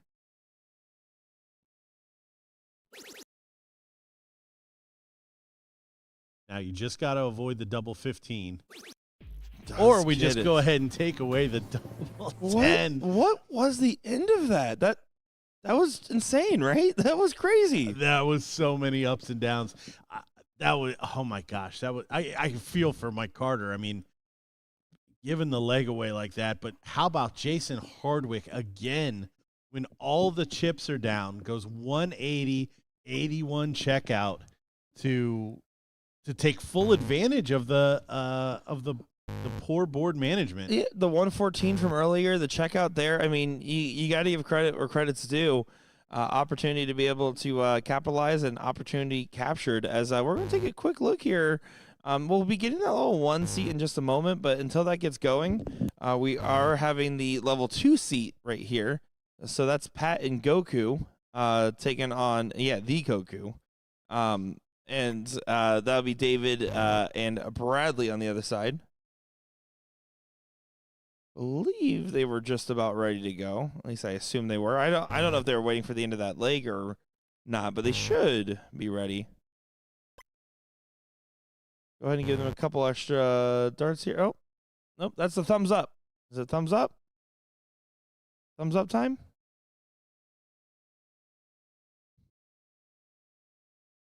I had to jump back in here if it was thumbs up time. I think it was thumbs up time. It was thumbs up time. Gotta love a good thumbs up time. Nice double bull there from David. Are you familiar with David Kramer? Only from when he graced our screens yesterday in the doubles. Oh, yeah. And I was not on for that match, so that's probably why I'm asking that question. That makes sense. A very talented youth steel tip player. Watched him hit multiple 180s when he was 17 years old in the youth finals at the Cherry Bomb International. So he's a very talented player. Does not ever play soft. This is his first ever BullShooter. It's really cool to be able to see him and his dad Peter being in this event. Father-son bonding. It's how a lot of people get into the game. I'm certainly one of those stories. You also, speaking of those stories, did you see Will Stewart saying, "Dad, it was great to work with you this weekend"? I completely missed that, son. I apologize. I got a late flight tonight, and I'll see you when I get home. Will saying, "Nick, just here to say you suck." Thanks, Will Stewart. Great working with you this weekend, man.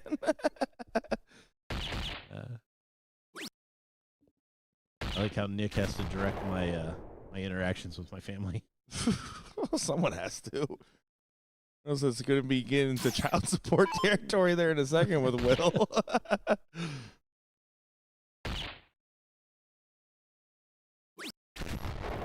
Kramer doesn't get the hat trick, but you'll take a low ton in this position. 2 around gets the money.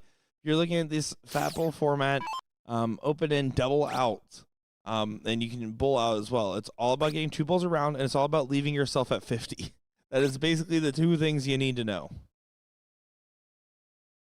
Yeah, 2 out of 3 in this format too is brutal for these guys. I mean, it comes with the territory. Want an extra leg and a little more breathing room, play it up in that level 1 area, but these are quick matches normally. And again, we'll be following with that seat match here in just a moment, as they're going to be getting underway in just a moment.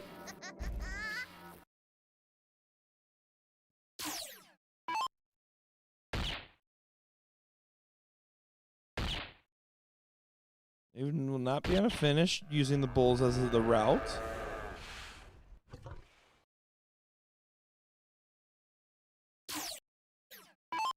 Yeah, just to talk about a little bit this format. I see at least the first round there was a couple of there was quite a few 2-0. But this format with these guys open in and a full bull promotes a third leg almost every time. So you got to have your cork muscle strong, and you got to be able to really take advantage of that start in this format in level 2. Yeah, and you just got to know where the bull is. I mean, that's the real secret. If you're on for the day, you're on for the day. Is unfortunately there for Goku, not able to leave a finish at 166. Means a lot is forgiven right now.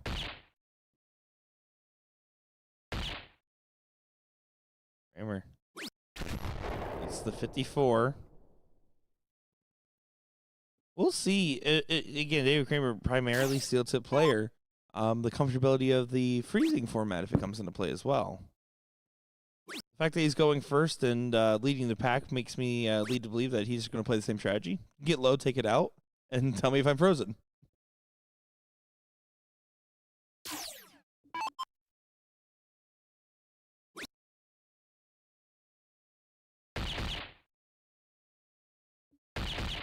I mean, I'm still thinking about that last match. It's insane, right? Because it was an error after an error. After an error. If you count Kevin Luke's shot in there as well. And Mike Carter, I mean, he's a talented player. He should normally know better. And the first shot where he busted was nervy, maybe a little bit of shot selection playing a fact. But then the secondary part of leaving 40, I just don't get it. I can't wrap my head on it. Double 9, I'm sorry, for David, and he finds it for the first leg. Good conversion there. And I'm sorry, did you say how old David is now? 18 or 19. I know he can't play in the Cherry Bomb Youth event. That's as far as I got. I got a chance to stream him in that event against Maddox Williams. Pat, let's start off with a hat.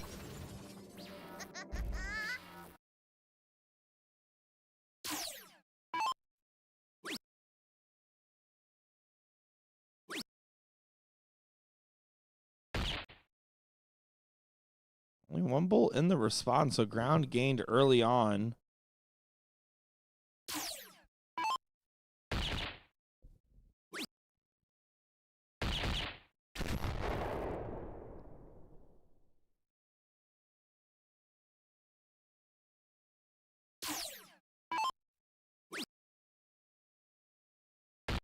Yeah, we had a bunch of these questions, I believe, in the singles as well.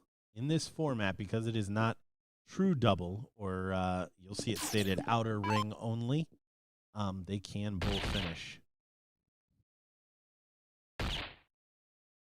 Pat continuing to find success. Goes back to back on the hat tricks. Kramer's going to have to get himself in a position to set up the setup. Playing for 9 darts in hand. It'll be more than 9 darts in hand now. And again, if we got Double R here going Super Saiyan, it'll be all right supporting Pat. Not quite Ultra Instinct, but it'll work. Yeah, I can do Dragon Ball references. Not that many of them. I got it. Adam Sandler references, you start to lose me. I think I just lost Gordon with that remark. My son will get you on the right track.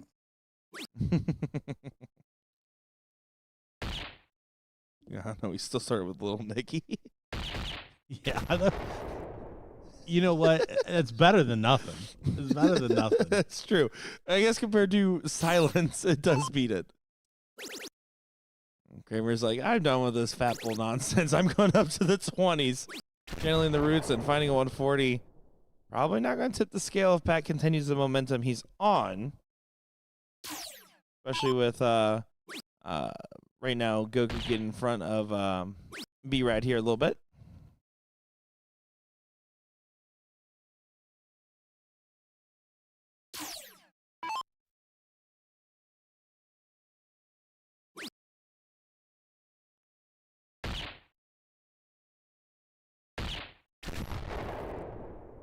Now, he was playing with B-Rad yesterday in the other doubles, correct? Yes. Okay. Will and I just didn't know that was his father. I don't think B-Rad's his dad. Oh, I thought you said Peter is his dad's here. Peter Kramer's playing. Oh, just not with him. Yeah. Oh, okay. That makes me feel so much better. You start having more questions than answers? Yeah. Because as I was going along, I was like, I know these two played together yesterday. Mm-hmm. I didn't think Brad had the same last name, so we never even had a chance to put it together. But that's why they don't have the last name. Mm-hmm. Yeah. Yeah, no. But Dad is somewhere around. I saw him out there.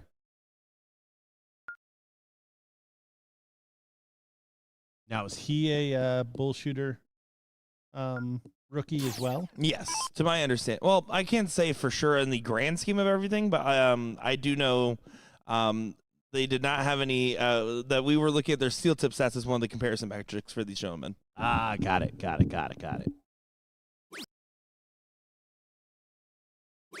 Well, good for them coming out and mixing it up.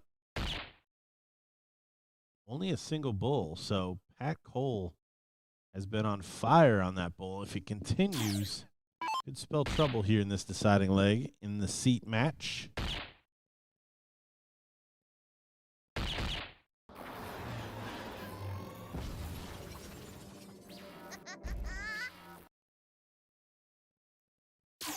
I believe the level 1 is not underway yet, so we're not missing any action just yet over there. Yeah, we're just waiting for them to meander onto the board, and looks like the timing will work out well as they're all starting to show up over there, but haven't gotten into it.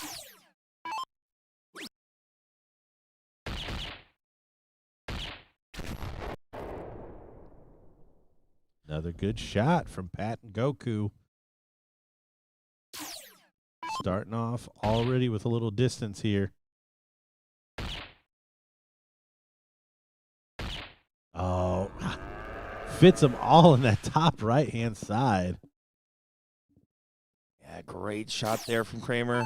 Pat's going to have to try to answer right back, doing what he already has done. Thank you, Carrie. I didn't even see him over there. Except for the fact he's sitting right there in the middle. The only chair in the middle. But all the players are right there. He is hiding. I knew he was there. I get enough points. This is a race to the finish, though, right now. This is good battling from all the players. Yeah, awesome from Brad. Following up with a 150 himself. Ryan here needs to be able to try to keep up in the same range, and does do so by finding a low ton.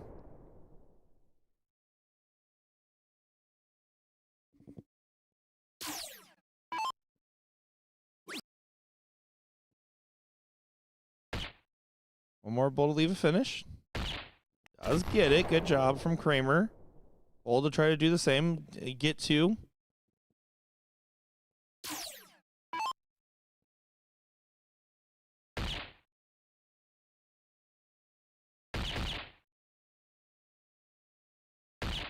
Pat Cole staying hot. Woo.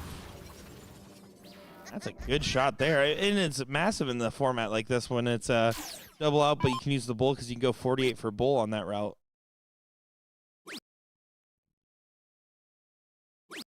Oh, and a slip from Brad.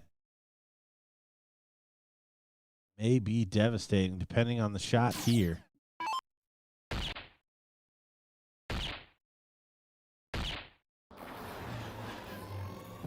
Good hat trick.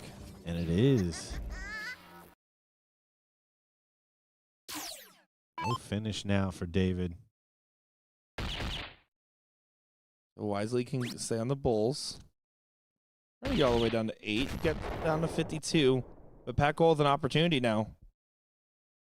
Yeah, should shoot that 48, leave the big bull. Still have options even if you don't find it. Trouble 17, still get you there. Yeah, no bull on the second dart for you. Yep, double tap. For the match, and you see what it means to him. Both arms absolutely clean as a whistle from Pat Cole and Goku. Taking that one 2-1. Have a feeling we might see B-Rad and David come back through, though. Oh, I mean, they showed all the right signs. There was not much to dislike there. It's just a short runway. So we're going to take a quick moment. These players are getting their last couple of warm-up darts in, and we'll be back in just a moment's time for more action.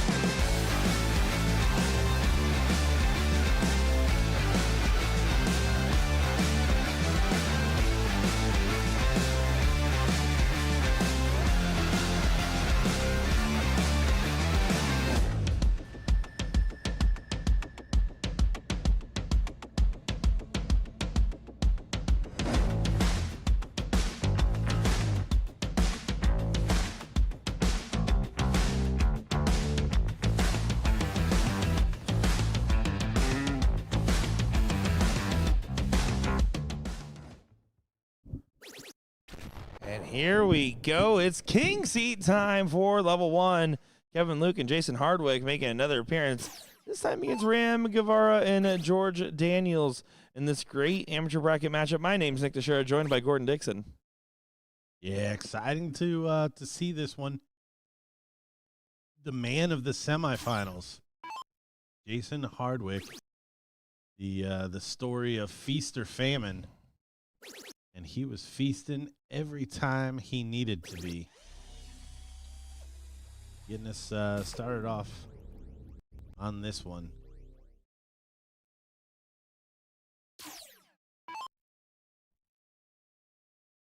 And of course, George has had some question marks in his performance. We've talked about a little bit, but I will say it'll be interesting to see how him and Hardwick fare against each other in this matchup in their positions. With Ram and Kevin being in similar gears right now, anything's possible.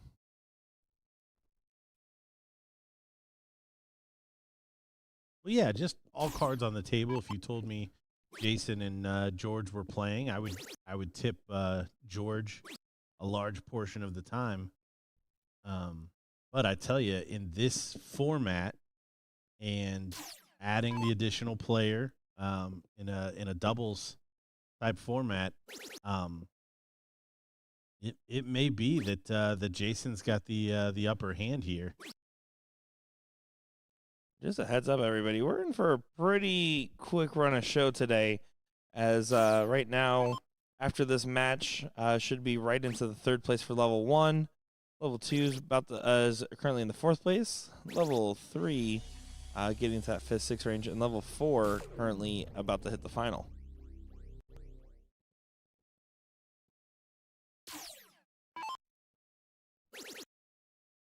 Good board management for Kevin Luke, choosing the 18s on 305. Yeah, Kevin wiping it away. Not the conversion he was looking for. You talked about Kevin's game and math IQ. You know, a lot of that just comes from actually taking the time to learn and memorize your experiences on the dartboard, right? I mean, it's not like he naturally got born with better mathing abilities to a certain extent, probably. Yeah, I mean, I only know his mathing abilities in regards to moving around these beautiful 21 numbers that we deal with here. But yeah, I mean, I have to imagine that a bulk of it for as long as he's played is just scenarios. And then having somebody, if he starts on the 20 on 305, come up and be like, hey, this is why you don't do that. And then you kind of take that to heart, put it in the memory banks, put it to use. Well, here it needs to get to a finish. Get ahead of Ram. Like right now, I would go out there and I'd be like, hey, in that scenario, I wouldn't start with a single 5. I'd just go ahead and throw it in the 20. Yeah, so next time, just think, move a little to the right. Ram's going to be taking advantage of his position as well, into a slightly easier finish. And when I did that, he would probably just be out there fanning himself with $12,000, saying, "Oh yeah, do you want me to listen to you, commentator man?" He would be fanning with $11,950 that he has to cover the Uber. Good darts here. Jason down to 76. So George lingering way back. You see him looking at his score, shaking his head. Trying to get the full distance. If he doesn't hit 3 triples, there's almost no chance of this happening. And you can see right now, already frozen regardless of Kevin Luke busts or not.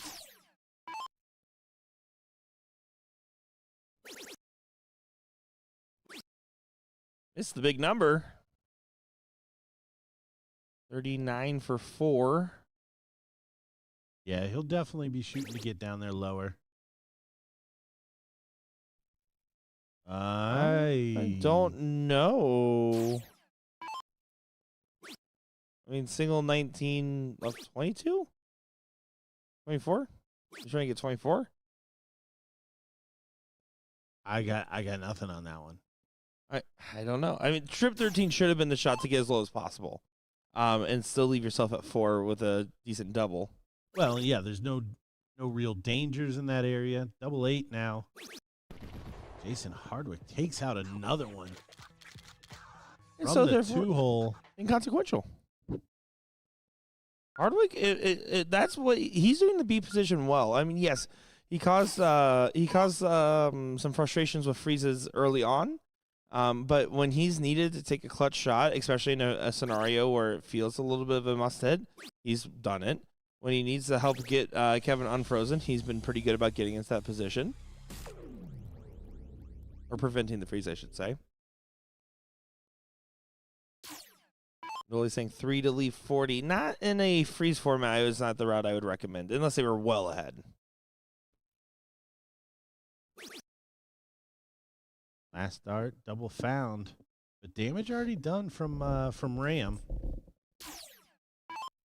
Can George stay within touching distance? We know he can, which is another one of the reasons why, as he continues to kind of struggle in some of these legs, it's super frustrating for him. Where would you think George Daniels would rate his performance this weekend on a letter grading scale? A letter grading scale, he'd definitely give himself a D in terms of his own personal play. Now, people are going to hear that and be like, isn't that the guy that also won doubles? Yes, it is. But George has a very high standard for himself, and it's understandable because we've seen him shoot lights out. You don't get that name by not hitting stuff. You don't get that name by leaving the lights on. Yeah, by leaving the lights on.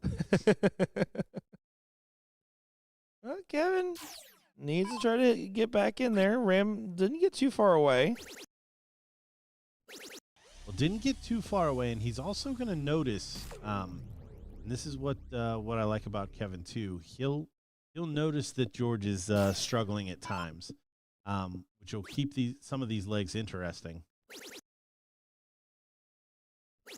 And sometimes you're looking for the smallest bits of motivation, the smallest sparks out there when you're out playing, and whether it's reading your opponent's reactions and seeing the frustration, or just looking at the situation and realizing the positions you keep finding yourself in.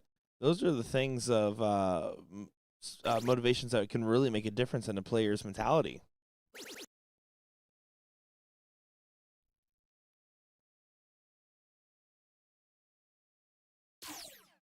Ton 40 or better can leave a finish. Not going to do it, but let's find the big trouble. Kevin going to have to hit the lot here to get to a finish, but this is one of those little nuanced pieces. He's not going to either, though. Only one big triple as well.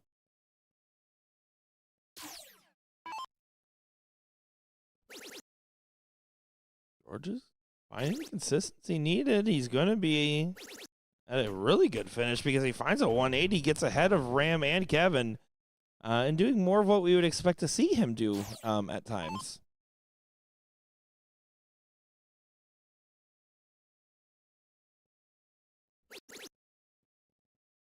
Hardwick now the odd man out a little bit. Not by too much. But George controlling the show for leg number 2 here.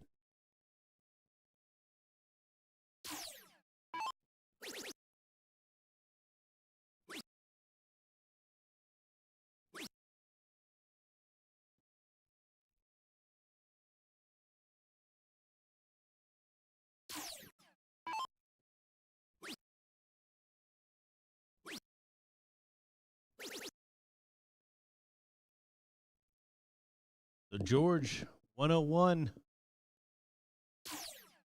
Start their campaign here in the seat match in level 1. There it is. Yeah, great shot from George Daniels and a great leg from George as he finds it 12. He's and again, it's we talked. You mentioned the doubles win, and the reason we say we give him a D ranking for his game is it has had a lot of inconsistencies, but it doesn't change the fact that he's an absolutely brilliant dart player. Kevin Luke misses wide all 3 on the open. Something we haven't seen from him yet. It's not going to be given right back, but it's not going to be punished too harshly, as that's a 59 for ramp.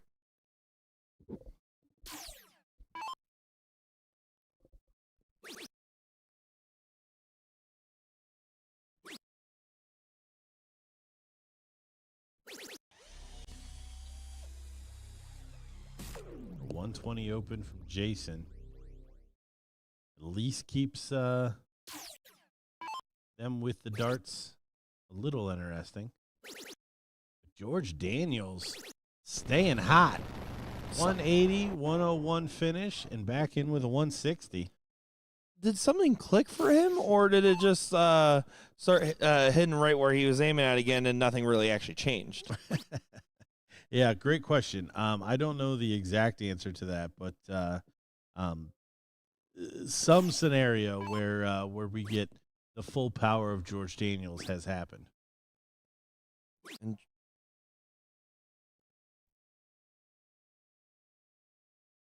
something's happening out there. Auction. It sounds like they're doing an auction over there or something.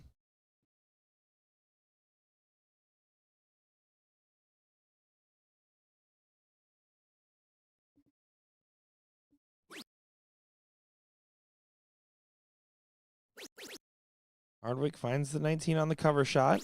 Stays right on it. Good use of board. Jumps right down.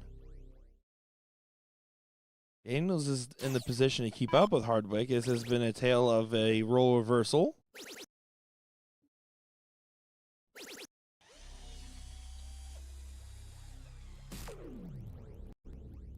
Congrats to our finalists, by the way. Bass No Pros taking on last place Legends, which is definitively not true.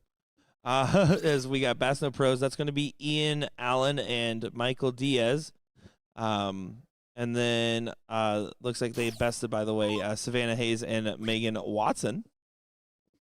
And then they're going to be taking on last place Legends, which is going to be Marcus Lepresto and Josh Share. Can I say Dumbledorks? One of my more favorite team names. I still don't want to see it on the bracket. I'm taking it. That's a win. Put it on the shirt. But yeah, I gotta acknowledge Dumbledorks. So it's fine if you think it's a little funny, or not fine. No, it's not fine. No. Don't do that. Don't do that. Don't do that. That should be your first initial last name on the bracket. But if anyone needs in Facebook land or YouTube land a name for your league, team, or something along those lines, Dumbledorks is completely suitable. And fourth place, by the way, for David Kramer's dad, Peter Kramer. There you go, level 4, fourth place. And it all comes full circle. And the prophecy holds: the son is always better than the dad. Look at my dad and me in darts. I never lost to Caitlin Myers. Oh, jeez. To be fair, I've also never played Caitlin Myers. It's his birthday. Guys, it's his birthday. And if I played her, I would lose to Caitlin Myers.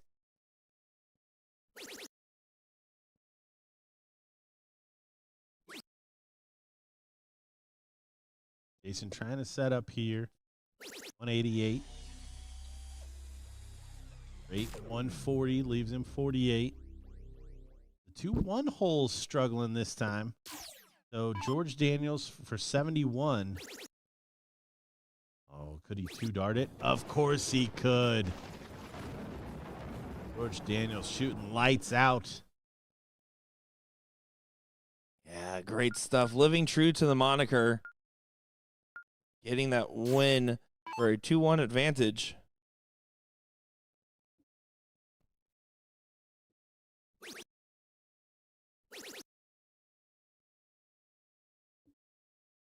And 100 on the open. I take 100 on the open pretty much every time in this format. If I can get a good double and a good trip, that's great.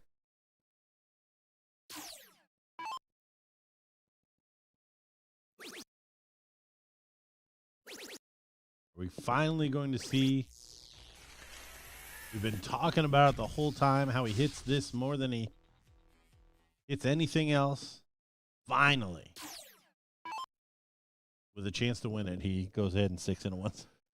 Yeah, you know what? Better late than never. And Hardwick, bare minimum on the assignment. Does George Daniels keep up the same energy we've seen from the last 2 legs? Because if so, this is getting very interesting very quickly.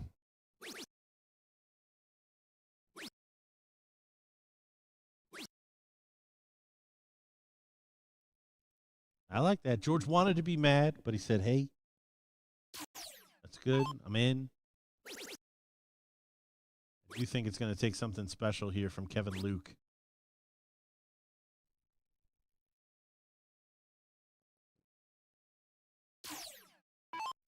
Ram started off perfect. It's going to follow it up pretty well. Takes 100, and that's ground gained. 119-point separation between him and Kevin on the A side of the score. Already separation a little bit on the bottom side.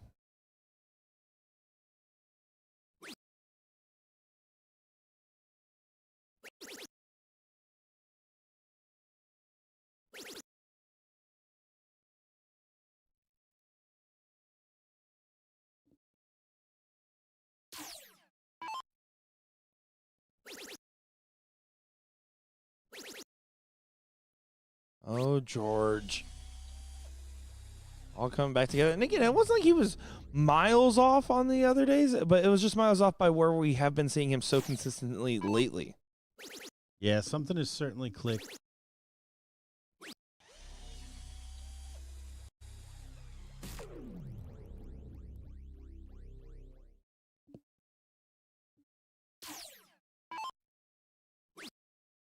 A good spot under the wire. Ram, of course, follows it up well. It was a very inviting dart, and the invitation was accepted by 2 and 3 for the 140.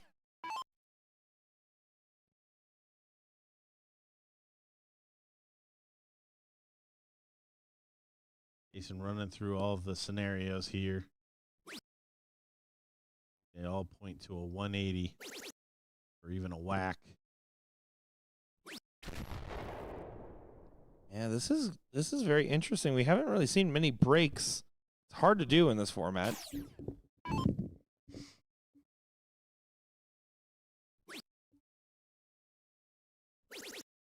Yeah, the steady play from both of these guys, Guevara and Daniels, is really just amping up the pressure. Never mind the fact that they're already leading 2-1 in the match.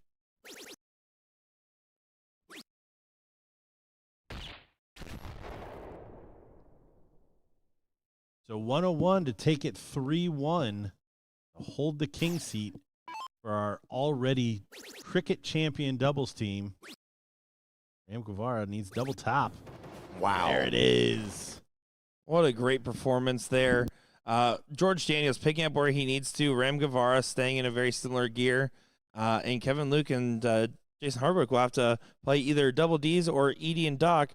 That 4th place match has already started off stream, so we will get back when the 3rd place match gets here and enjoy some darts in just a moment's time. Nick Teixeira joined by Gordon Birthday Boy Dixon. We'll be back in just a moment.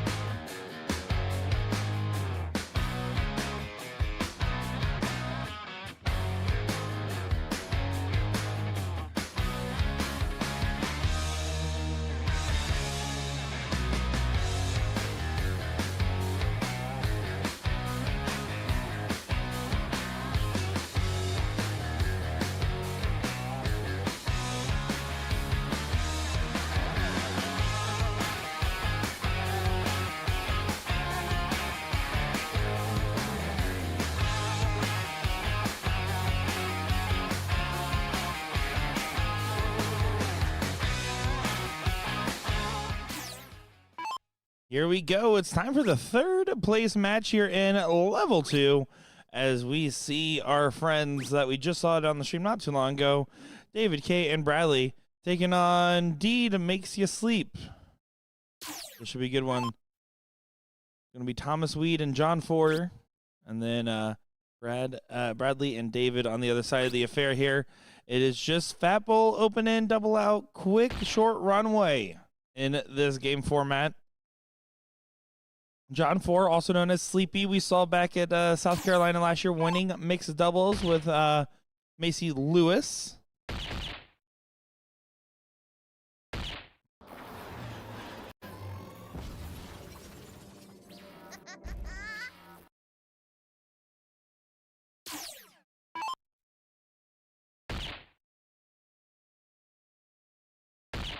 And you can see back and forth it goes.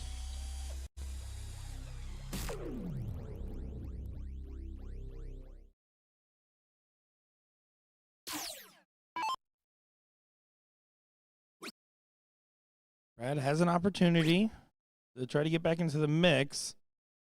Instead, finds no bowls. John Ford, who also missed the bowl on the opening, has an opportunity for recovery.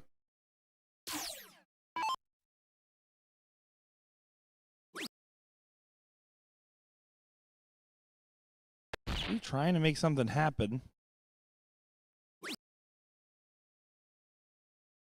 They're sitting at 68 scored. Not a good visit, all things considered, especially with what was needed in this moment.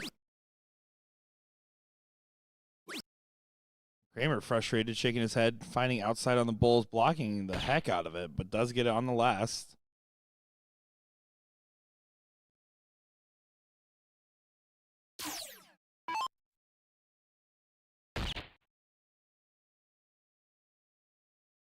A little bit of lag there in the system.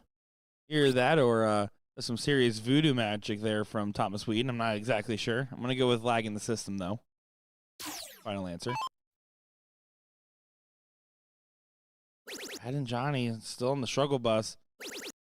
But you know what? Just give up on the bulls, I guess. It works out. Finds a 140. We'll take that.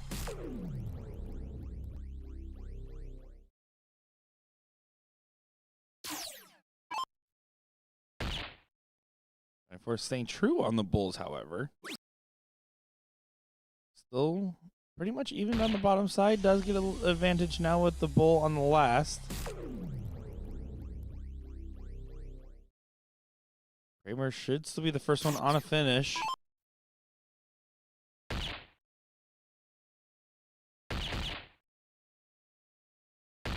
And a good hat trick found for David Kramer.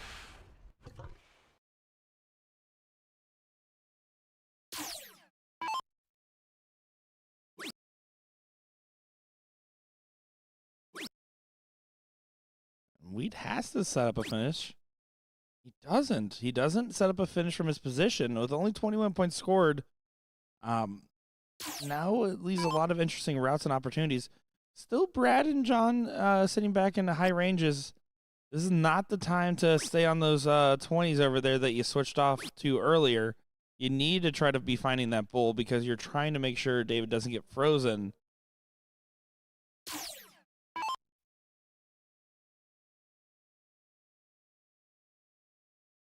Sleepy real quick realizing, okay, hold on, let me make sure I can set up a freeze.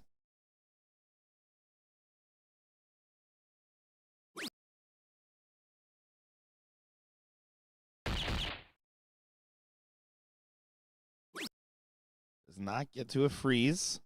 So 51 can go for leg number 1 for David and Bradley.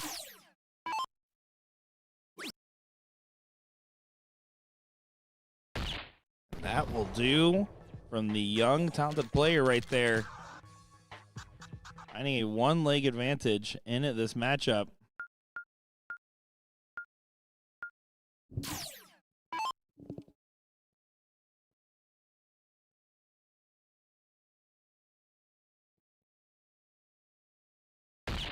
Joining the action. Glad to see David still throwing well here, finding that bullseye. Polish off. Yeah, I mean, he's been putting up some great performance. Not surprising knowing him, but you just don't know what to expect if it's your first time playing a software tournament like this, first time in a BullShooter stop. Um, and the subtle changes in formatting, right? I mean, it's not like he plays Fat Bull very often in 01, or in Steel Tip, excuse me, because probably shouldn't be playing it ever, more likely.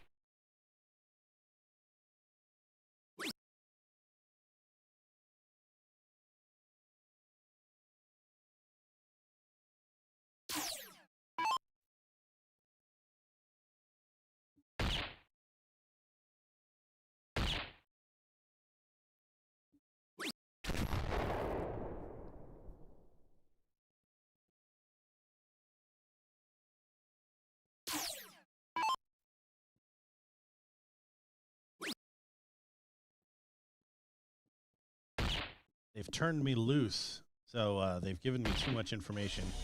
So I'm able to pull some stats. I was just curious. We were talking about anecdotally watching David play, and ultimately some of these other competitors and how well they're playing.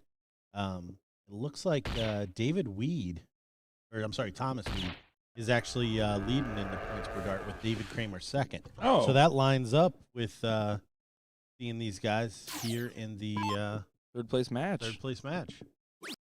There you go. Not too surprising. That was a solid shooter in his own right. Sleepy here is struggling a little bit.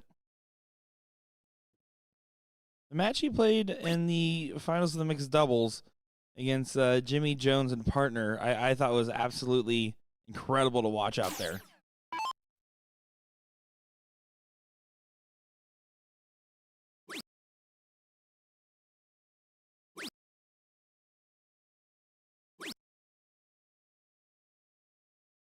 But not punished at all. Brad just gives it right back.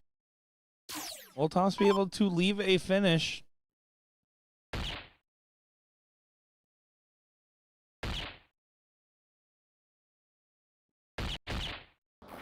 Does, and does a good one at that with the 150 to leave 134. Puts Kramer under pressure to make sure to try to get in front. Trying to set himself up at 84.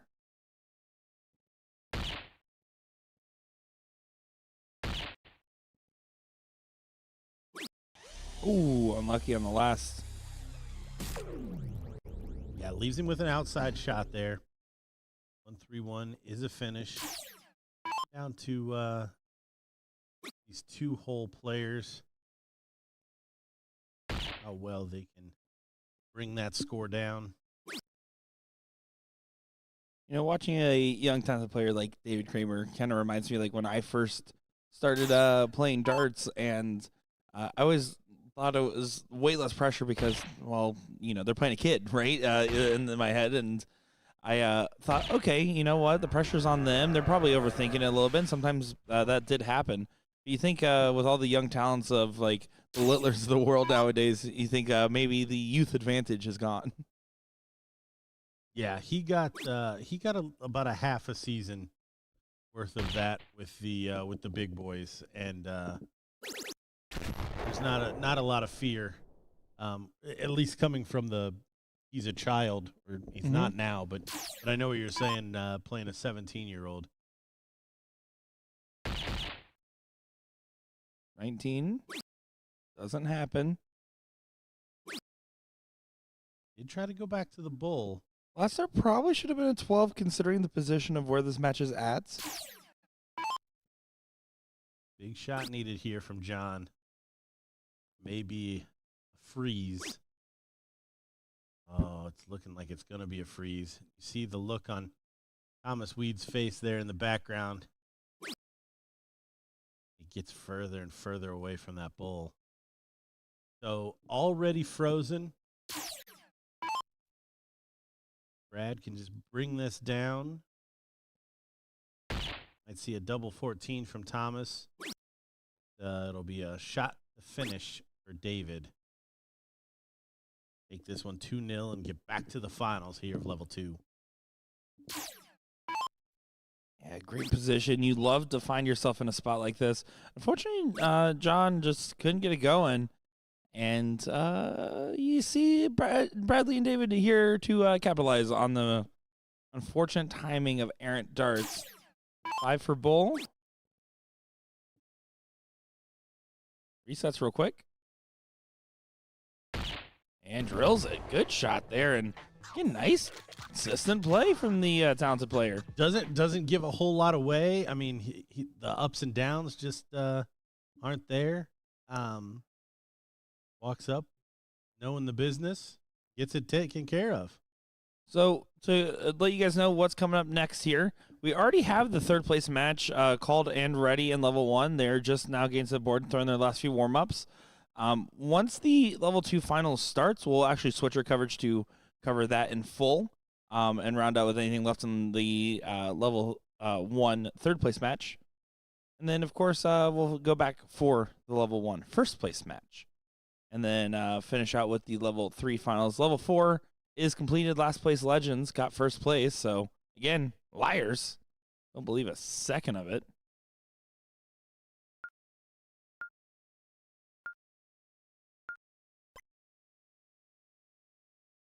So, guys, we'll take a quick moment here. We're going to see. It looks like both matches are setting up at the same time. So, we're going to take a quick moment here. See who sits up first. And we'll be right back with the action.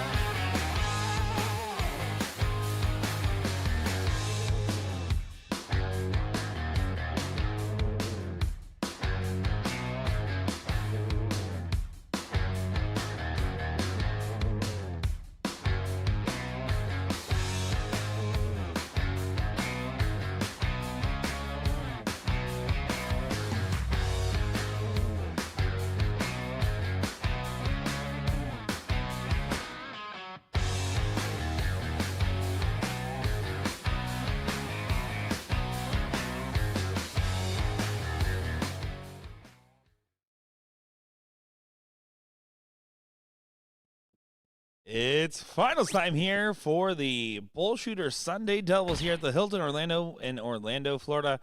My name is Nick Teixeira, joined by Gordon Dixon for a rematch of our level 2 seed. Yeah, I know David and B-Rad are going to want some get back, but if Pat Cole plays anywhere near where he did when we saw them before, it is going to be a large ask to overcome him, and he's already back in the hat trick.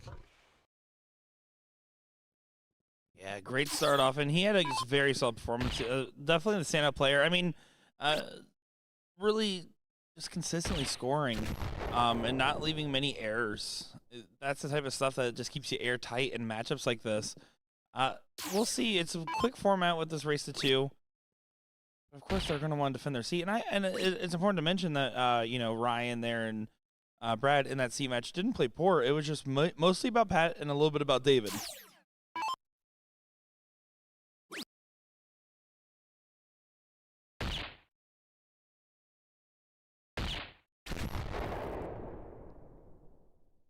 Switch after the first 13.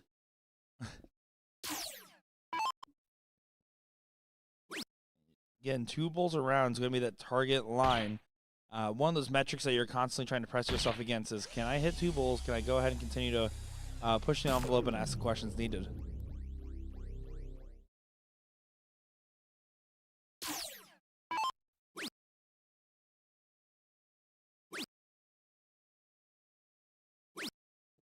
Brad switching up to the 20 after the first blocker dart. We've seen him do that with varying degrees of success.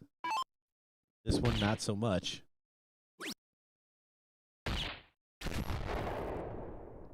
There, 114 grabbed. Helps gain a little bit of ground on the bottom side. 31 points of separation. And Goku has been playing pretty steady too, kind of overshadowed by David and Pat with the finishing turns as far as they're going first for their team, but has really played quite steady every time we've seen him. In a non-stack score format, it can be easy to kind of forget about the player in the B position. I will always say that they have the hardest job out of any of the players, as Pat Cole, by the way. Another hat trick. Excellent play. Well, I don't know if they have the toughest job. The first guy's still got to finish, but they certainly have a tough job, and it's thankless. So that's that can be tough. It's tough. It's tough. I think that was you agreeing with me by saying it in a different way. I'll take it. That's a win. Happy birthday. Thanks.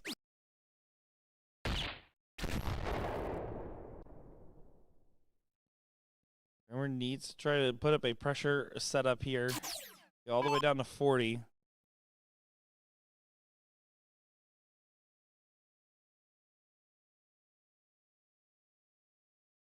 I was going to ask this if he was going to go for wait a second. That's actually a way smarter play. Look at this. Oh, Look at this. The freeze comes in. David Kramer with a 1080 to freeze. Absolutely filthy. As soon as I said it, I realized that he was seeing something I wasn't, finding that. And that's key. I mean, you have to be asking yourself that question as a player. And for someone who's never played in a BullShooter tournament before to catch that and then shoot it, great stuff.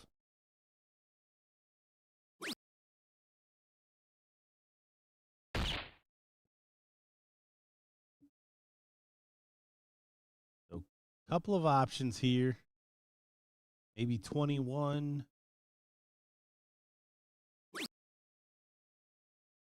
Chooses the fat 11. Again, you want to weigh getting down as low as possible with still having a finish. Money Mark McFadden saying definitely was confused on who Goku was for a minute. Probably the man wearing the Goku shirt would be my guess, but I don't know. 217. A lot of trouble. Good refreeze. 127 now the total, so this 10 from David frozen as well. Should see a 6. Yep. The strategy's on point for Kramer. Nice mature shots here. So the 180 delays the finish. for one trip around these 4 players. Double 8 now. Still secure the first leg here in the final. Oh, and he caught it. Whew. You see, he hit a little relief there. Pat Cole continuing the excellent play.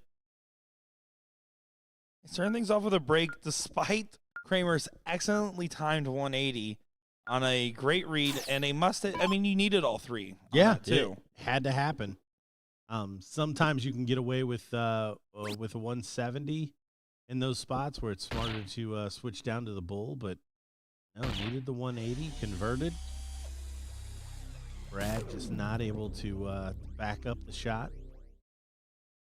And now a must-win leg. If Pat Cole and Goku are able to take this one, they will be our champions. Early signs of trouble. Only 1 bull compared to the consistent scoring. He did practice his fallouts, found some decent ones. There was a 14-19, but purely superlative.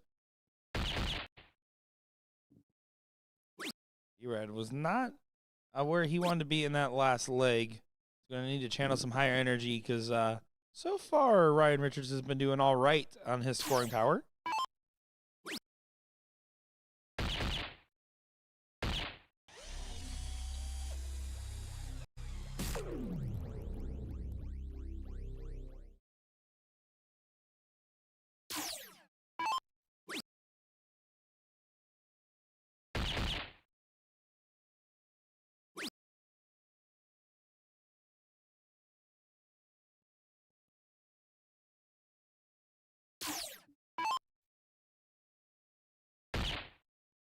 Pat, back to the Bulls. Does stay chalk on the A scoreline, so not in position to break.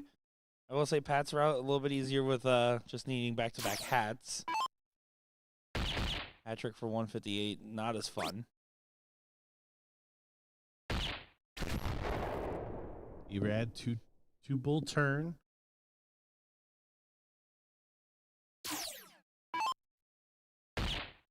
$150 here would not going to happen. Would make it a little interesting. You see him chuck one up at the triple 20 with that blocker second. Well, first and second, really.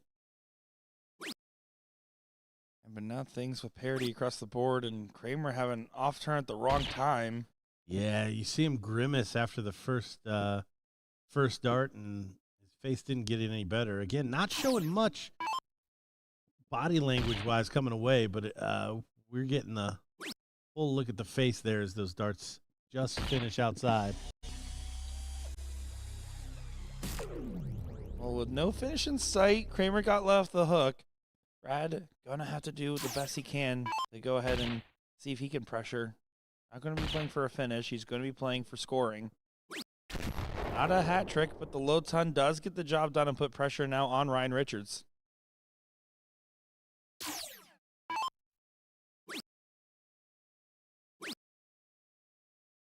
Pressure seemed to be felt a little bit. Only 1 bull on the turn, but again, still a little too close to call right now, depending on what Kramer does.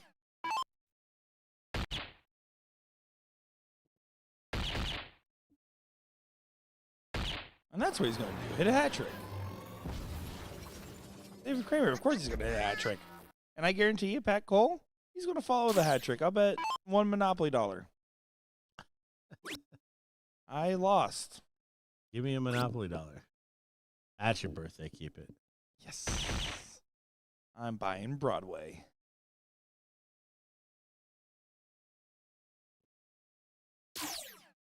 Boardwalk? Isn't Broadway also one of them? Right.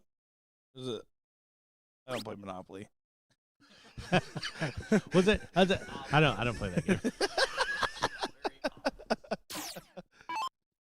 Big shot needed here from Goku. Big shot found from Goku, going Super Saiyan on that one. Yeah, great shot. No freeze, so David does have a finish. 99, a rough one. And 9 problems, but the shot ain't one. Oh, for double 16. Smooth stroking. Oh, and he's just on the outside. And And doesn't get there. So now 122 has a chance. Yeah, much easier in this format. Let's go bull, bull, double 11. Oh. Happy accident. Trip 20 to leave the bull leaves you a chance still. Man's living clean. Oh, look at this. Little finish line-itis from Pat Cole? I think so. And now this is an opportunity, too, even if the 124 doesn't go, to freeze the 89.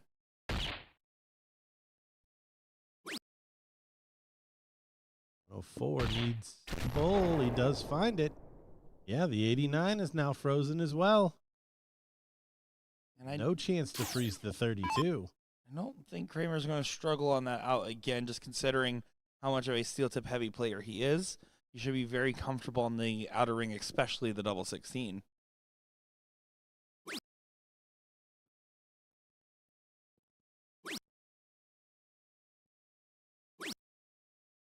Oh, and that's a mistake, too, because it's just going to leave almost no opportunities unless it's a full-on bust. Even then. Good shot there from Kramer. We're going to a last league decider in this first set.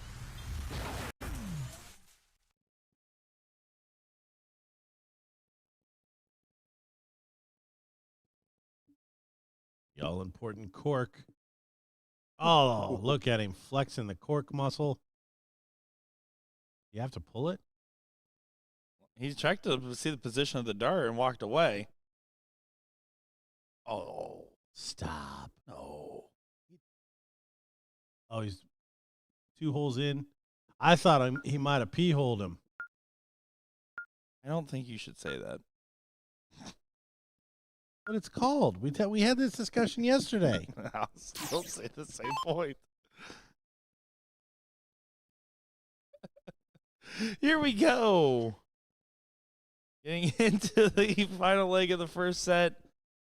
Will the whole throw be on? Maybe using it as a verb.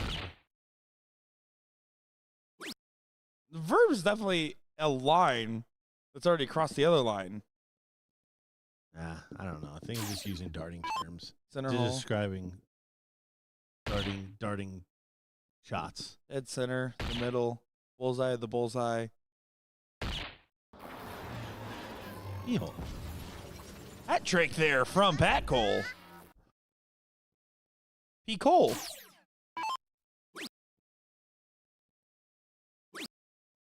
Oh, no.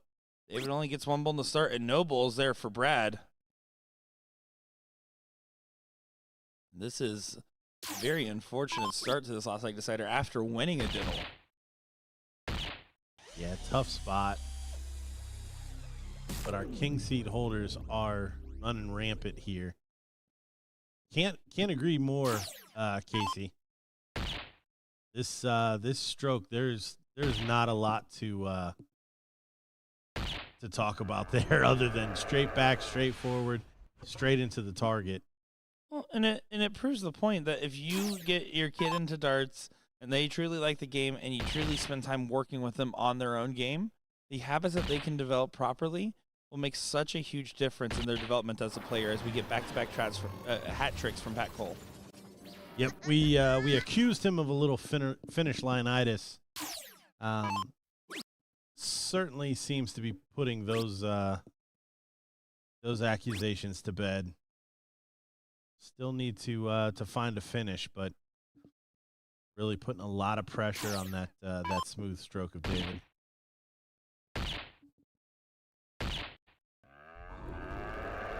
A good supporting shot once again. The cards are starting to line up. Not over yet, but you're starting to get into some serious alarm bells right now, especially for Brad. Another hat trick for Kramer.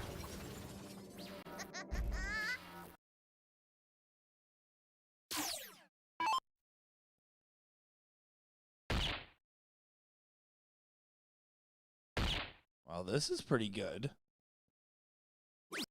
Oh, almost sets up for the 10. In great position.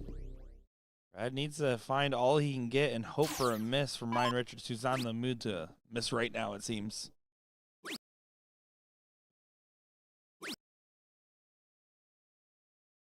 Yeah, Brad unfortunately just not at the races here. Another $150 from Goku, and could have 2 whacks at the finish. Freeze is definitely on. So no finish for David.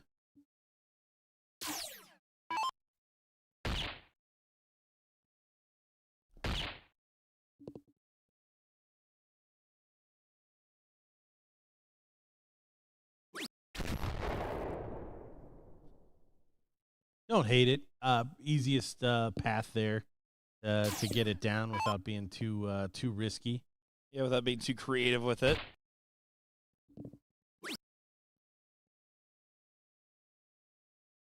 Oh, little lag there. They're supposed to do that. As some finish line itis kind of continuing from Pat, though. He was on for the 10 for up until the ninth dart there. And there wasn't able to take out the rest of his check. Yeah, no big risk though. Yeah,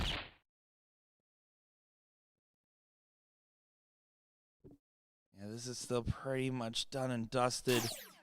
Pat and Goku going to be your winners here as Kevin Luke and Jason Hardwick, best Ryan Farrell and Darren Dockmeyer in the last leg decider. Move on to the finals. We will be getting that level 1 finals just after this double 8 from Pat Cole.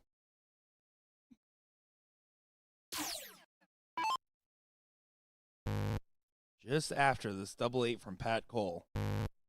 Just after this double 8 from Pat Cole. And there we go. Never a doubt in my mind, as that is going to be a good win for Pat Cole and Ryan Richards, besting out David and Brad. But hey, you know what? Good performance. And again, Kramer, a very impressive young talent. I'm sure we're going to see a lot more of. Yeah, no doubt. And I mean, how quickly can this guy come up to the level 1 and do the same thing, having shots for titles? Absolutely incredible. Cheers. I mean, Pat Cole, obviously the standout player, though, the most consistent on the cork all day long.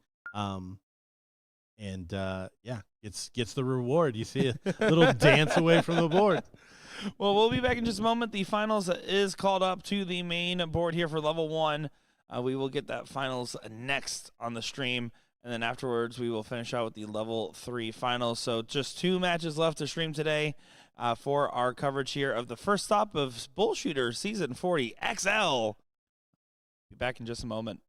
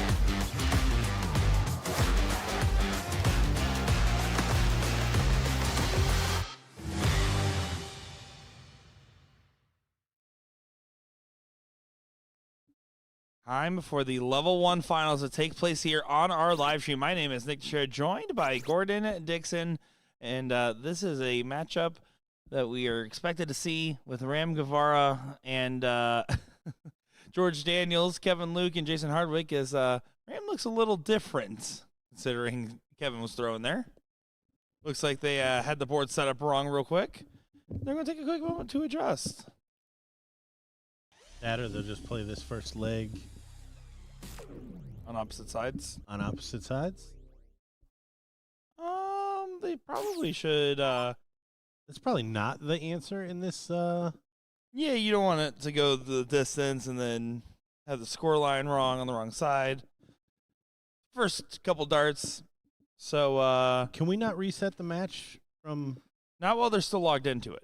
They have to cancel out, and then I could revert it back. Oh, yeah. I don't know the depth of my power.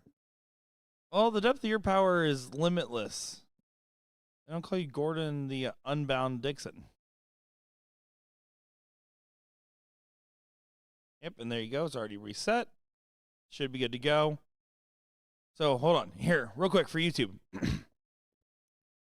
Welcome back, everybody. Here's our coverage of the Level 1 Finals. My name is Nick Teixeira, joined by Gordon Dixon.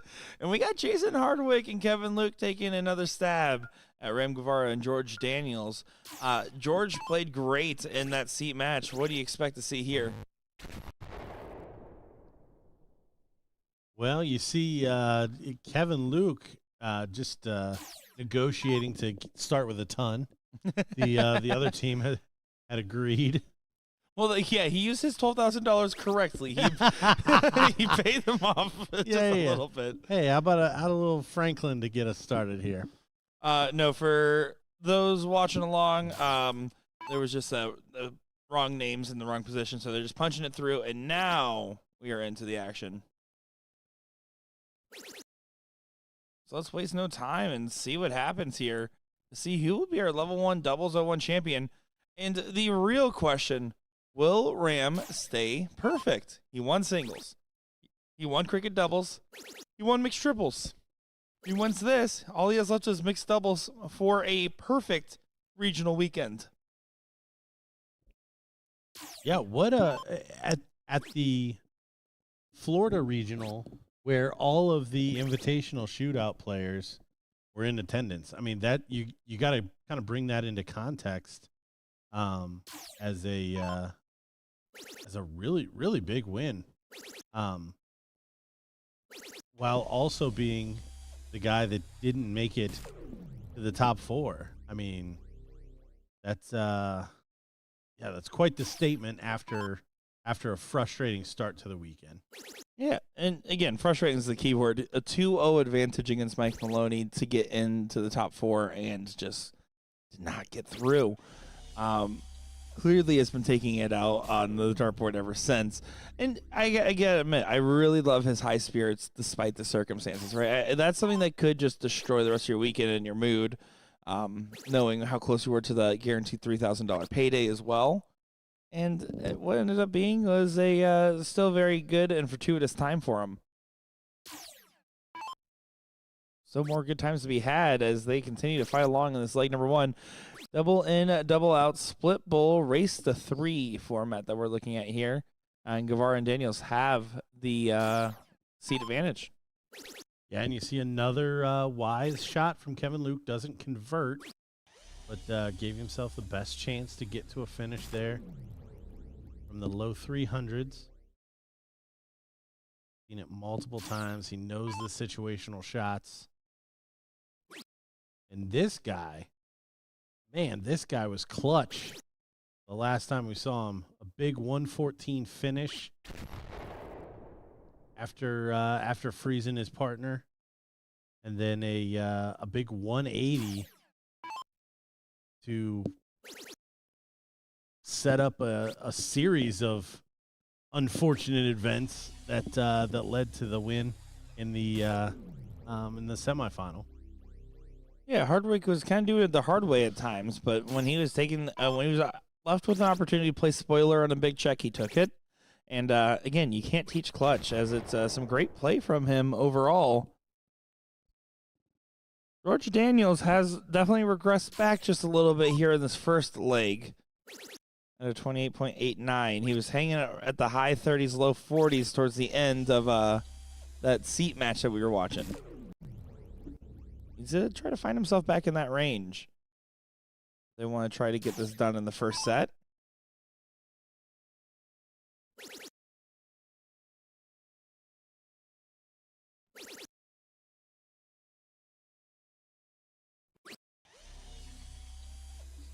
Another good shot at a big time. But 180 will not freeze. So job done for Jason. 70 is going to be in play, regardless of the shot here. So here we go for leg number 1. The F stands for friendly coming up.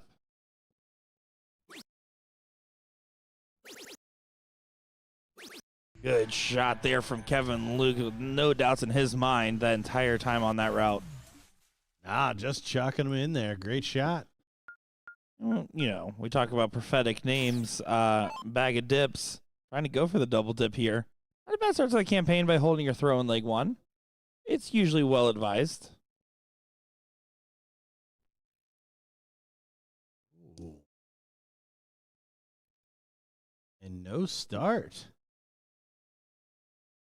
Not good from Ram Guevara. Very rare to ever see him go blank on an open like that. Kevin Luke, not going to waste any time knowing how big of an opportunity that can be.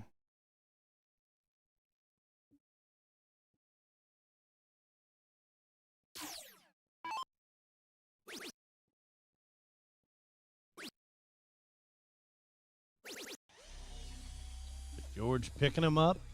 Big open himself.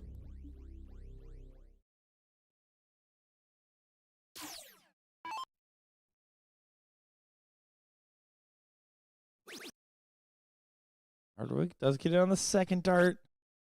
60 on the score. So, very interesting scenario. Ram kind of got let off, especially considering what Kevin Luke has been doing on the openings. Well, what Kevin Luke has done in the way that Ram can score. I mean, 120, he's right back into it here.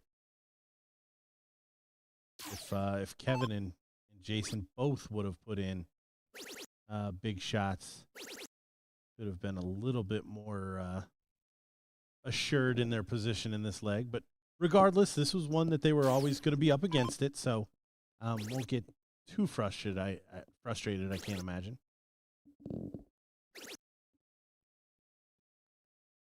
George is kind of having a laugh with it. Yeah, 66 the hard way.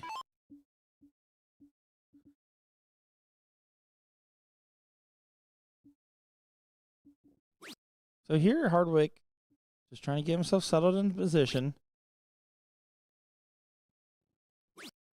Doesn't do much. He's tied up with Ram after 6. Guevara should be able to settle back into place here. Try to make up some of the distance between him and Kevin with a 50-ish point separation. That will help the cause with the 140.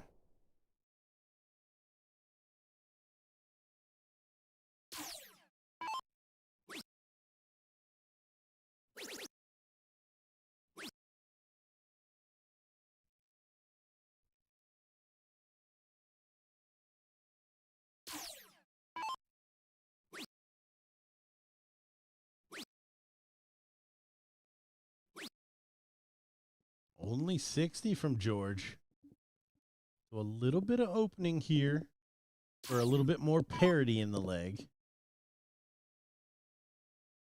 Nice ton 40 from Jason. Good start. It's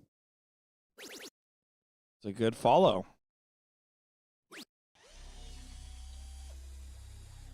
Down on the last start there.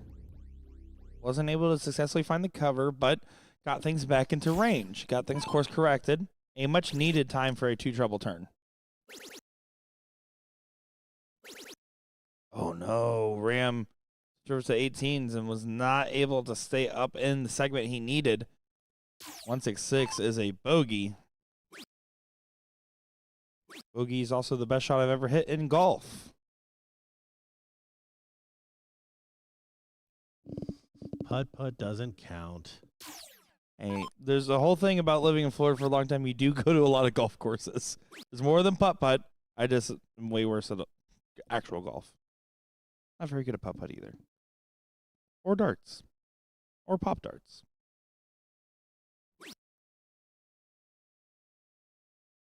George only 60. He's not even at a finish. Yeah. Now all of a sudden, Hardwick, the one we were worried about dragging behind, can be the first one at a finish in this leg. Yeah, big shot and big moments is what this guy has been all about. Oh, and he's not going to convert this time. Also, just doesn't do much. I mean, 24 points for the turn. He has like a wide open blank.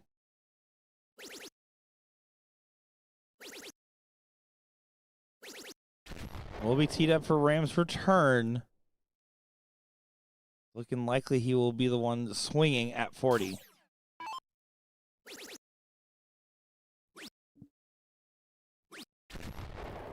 Only a ton. Now, we have seen some bonkers stuff. But a freeze of Kevin Luke, not possible. So we're not going to see that right now. Yeah, as much as there's some craziness, and there's probably more craziness ensue in this very match, it is not going to be happening right here.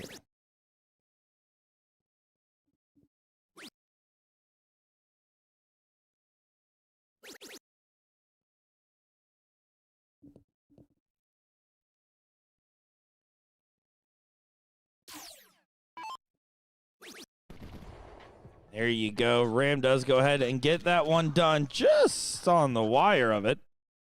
But that's now a 1-1 in this matchup here for this final. You know, we talk about how good of a weekend Ram's been having, but yeah, man, Kevin has probably the liberty to play free this whole weekend, right? You start off with that knowing you're in that invitational top 4, and then you end up getting the win before the rest of the 3 days start. It has to level set your expectations pretty well. I'm not going to lie to you. I probably play any partner events, but that Friday night singles, not even showing up. Yeah, no chance. No chance. Yeah. I'm going to, oh, there's a lazy river? Yeah, you can come find me in $12,000 in lazy river. If there's one thing we can't doubt about Kevin, it's the love of the game, right? He must be absolutely into it because he's been playing everything, hanging out in the hall, making friends, taking names.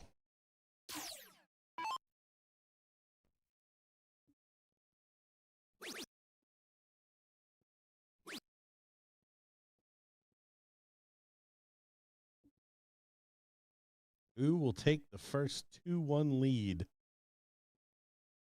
of this match? Just a reminder, if you're just joining us, Guevara and Daniels are the king seat holders and will need to be double dipped. The level 1 finals, playing 3 out of 5, double in, double out, split bull.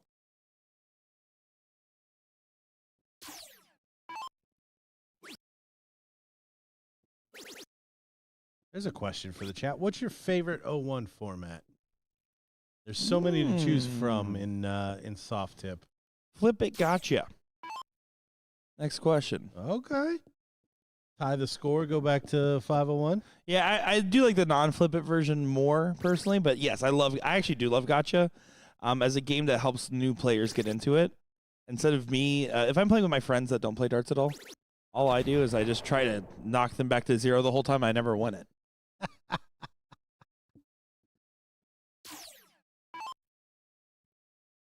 Bianca says master out. I've definitely played that. The medalist singles in 2011, I won 2 of 3 matches on the winner's side on 111. Oh. That's not the right way to be playing that No, normally. if you get to 111, you have gone awry. Something has gone wrong in the first 2 darts. Yes.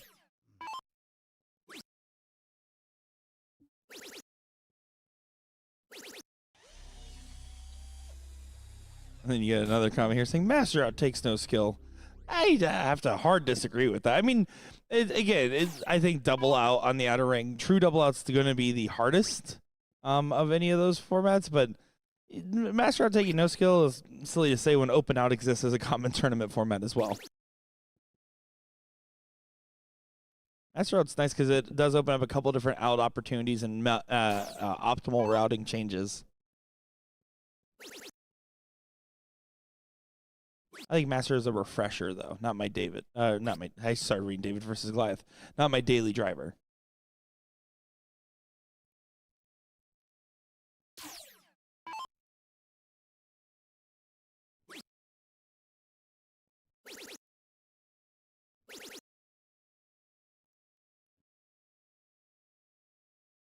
Kevin Luke sets up on 101. And will have an opportunity to go much lower than that. Does. Both 2 darters, though. But here, for me, the next 6 darts could make it very interesting. Yeah, Hardwick has the first of those 6.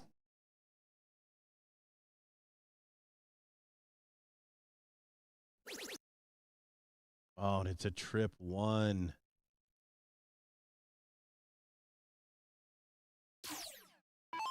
So it needs to get below 142. All right. Yes. Not going to happen. So Kevin Luke is going to get a shot at this 101, but George needs to stay and at least get below Jason.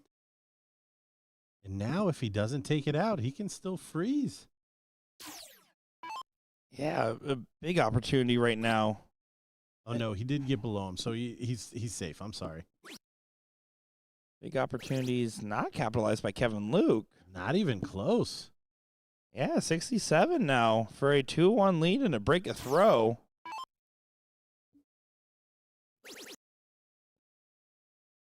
Only going to get 1 dart.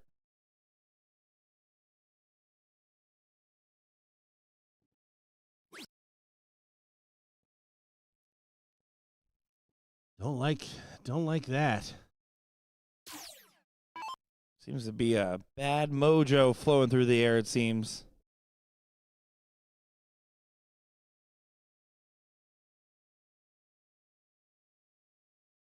Love the clarification from Bianca. Talking about the 13-inch board, fellas. Bianca ain't playing around. She's real deal. Whips in another 140. Yeah, big shot from Hardwick. Makes it so George has to also follow with the same. He needs to get to that 140 range, get below the 73. Well, 180 will freeze. Same shot selection. Oh, no. All he did was at least prevent any freezing of Ram if 73 doesn't go by being at 74. Yeah, unlucky. 18 for double. Nope, 14 for tops. Doesn't find it. And now Ram gets a redemption shot for a 2-1 lead, and it does go to Guevara and Daniels.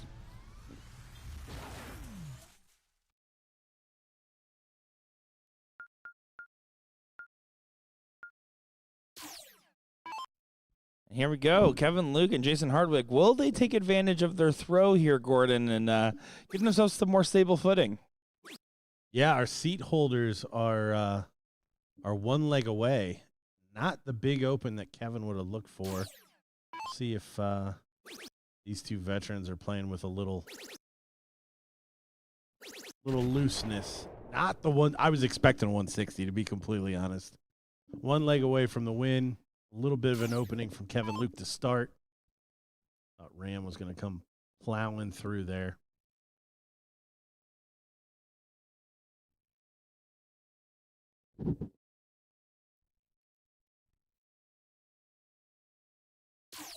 Just a wide open miss there from Hardwick at the wrong time. And Daniel's not having the same struggle and having no sympathies in his darts. Yeah. I feel like Doctor Strange. I've looked into the future. And they ask me, how many times do we win? And for Kevin and Jason, it's not very many. It's only one. I thought you were like Doctor Strange because you had really weird hands.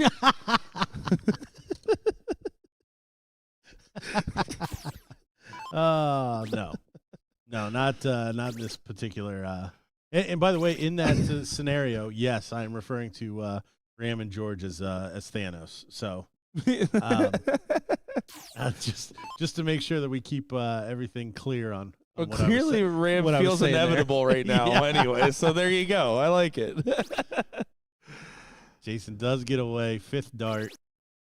He finds a big triple. So definitely best case scenario, not total best case scenario, but makes up for the miss in there to begin with. And George, of course, George can.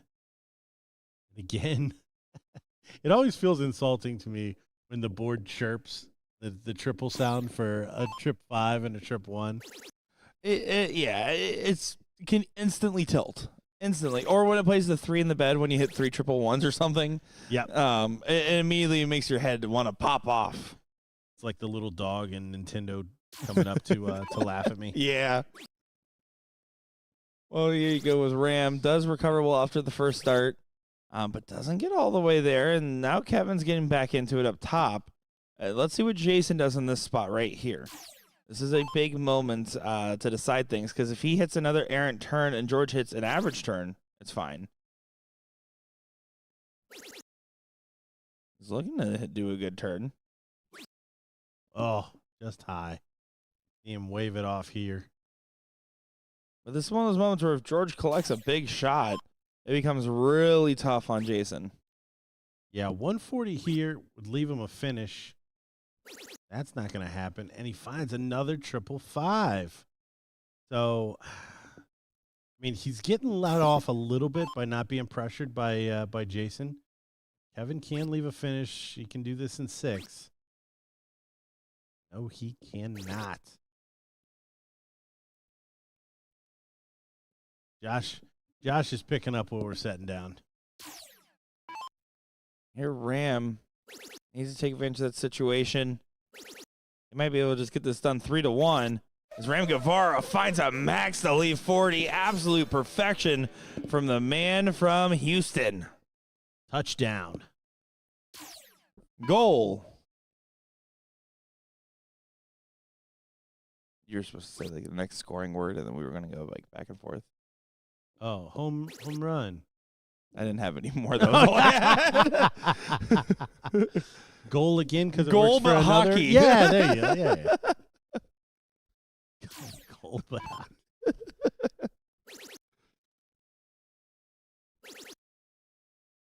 Home run was the only one I had saved up when I set that up, as that is a 1-2-6 setup there for Mr. Daniels, and this is looking all but over, barring some doubles troubles in the way of Ram Guevara.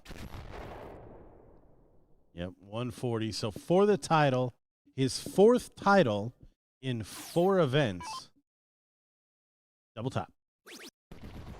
And just absolutely hammered it home. Good shot there from Guevara, and good play there from George Daniels, as well as a supporting partner doing a great job. Kevin and Jason just couldn't get it going in that final set. And so that will conclude that match. And we have one match left to cover today. The third place match for level 3 is in last league decider. And then we will get the finals level 3. Don't go far, folks. Thank you, Sheriff Gordon Dixon on the mic. We'll be right back.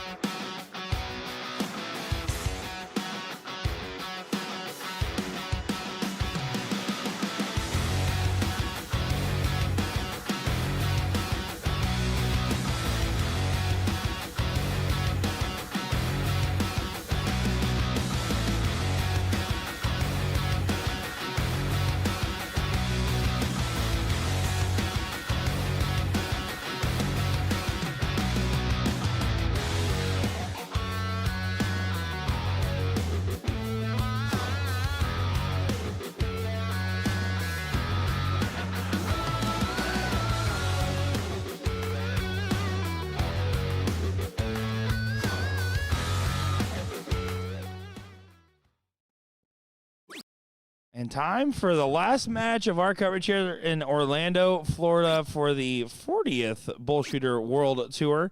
My name is Nick Share, joined by Gordon Dixon, and we're covering a great match here between two teams that certainly have team names, Double J and Booty Sweat, in this final. Gordon, what do you think? We've got some ladies in this final trying to pull off the double dip. Which, if there's anything that we know about history, the last commentating event of the weekend always ends in a double dip. And that's why I'm not allowed to do sports betting. We have the inside information of how it works now. It's very true. Very true. Here we go. Let's see how this goes. Wargo and Grim did win that first set 2-0 to this very team of Jean and Jessica. Of course, Jess, someone we remember for being very solid on the Bulls, hitting that 6 dart out in Chicago in the 38th Tour, and then going on to play the Invitationals as well for the prior year and this year as well. One of 3 that did it when I was still just a mixed bracket on year 3.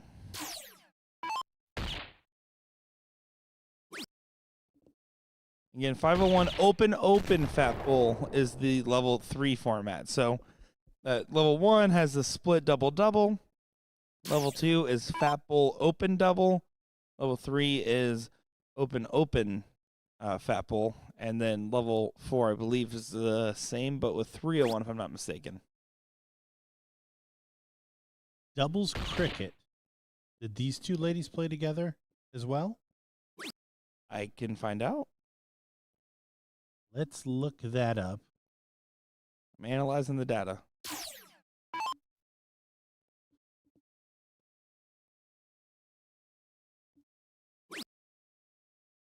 Yes. It did in level 3.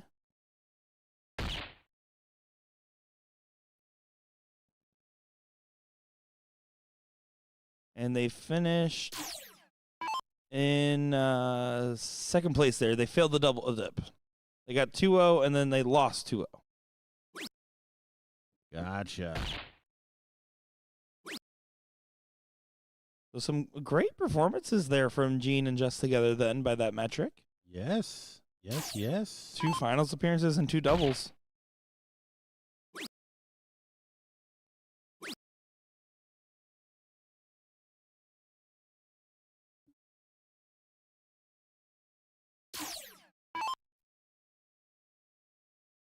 So Jess here with an opportunity to catch up to Wargo.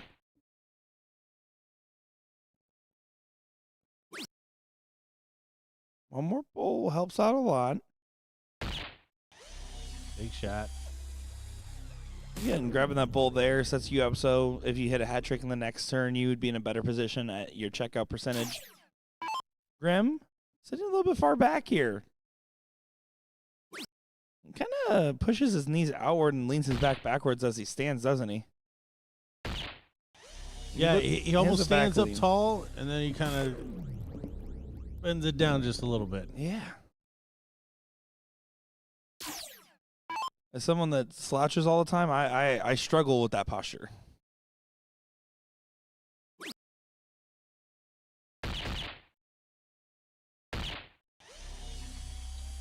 Jean has the look of determination on her face.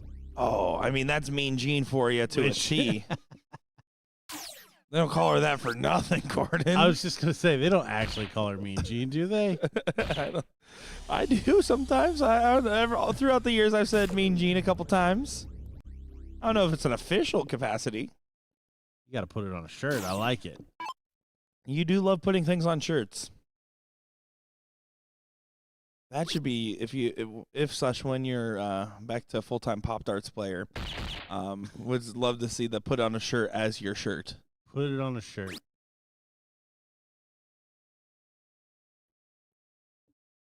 Fortunately for Melton, does not leave a finish in open out format, so Wargo is on a finish with 171 if they so choose.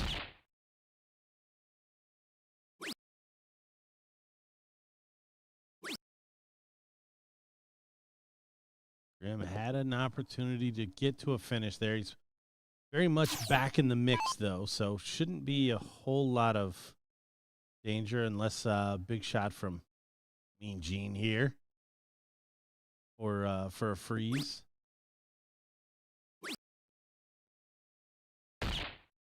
Good last. Best finish on the board so far. 171 was opted for with the 19s. Good recovery, though. That's the key. When you have to switch off the bull for a big combination shot in a open fat format, to also be able to compose yourself on the miss to get back to the bull.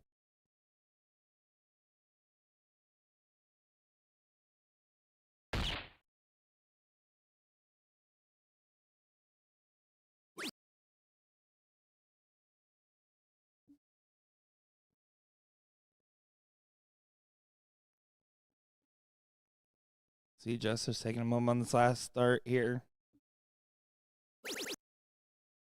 Fortunately, rocks it over to the 1. So sitting at 116, further back. Grim has the opportunity to freeze.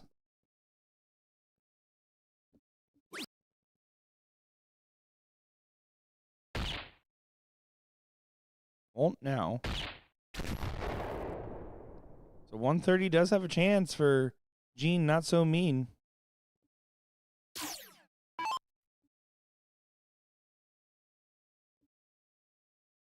Start on the bull. Find yourself at 80.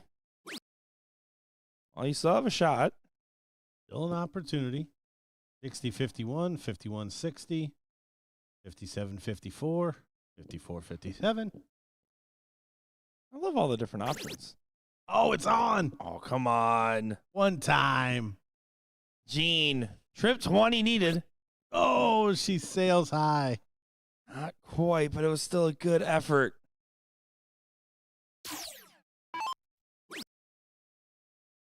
Now you're getting tricky. 5 for bull. Bullseye. Let's go. And no sweat for the Booty Sweat team as they are up 1-0 with their seed advantage. I would like to remind everybody watching that I just read the names. There were so many things in there.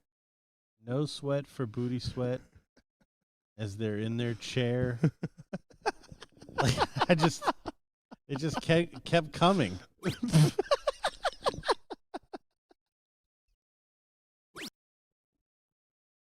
And I will be on a plane to Columbus, Ohio here shortly. Probably for the last time. No, I'm just kidding. I'm just kidding. Oh, man. Back to the match. How about that hat trick right there to start off a potential break? Oh, my goodness. Yeah, this is for the match. With a great look at the 130. Oh, not able to convert. Orgo coming up and taking it out. Brings us to this point. Double J already second place in the doubles yesterday in level 3. So definitely one of those good stories of the changes to format.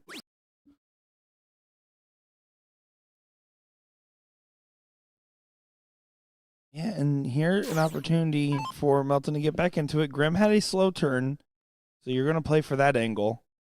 You're in level 3. It's not that people can't hit really good turns. It's that you expect them to have trouble following really good turns. You have to take advantage of those moments.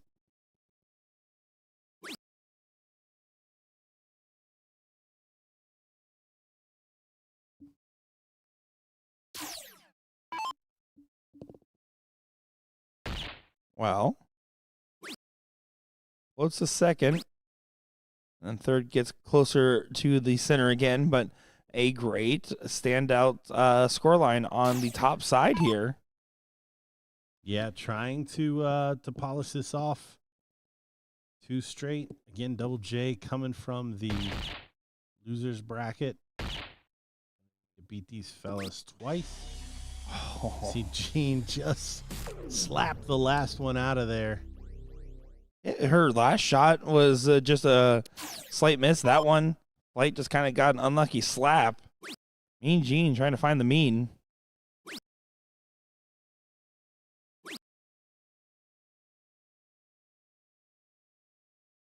Only 29 there from Grimm.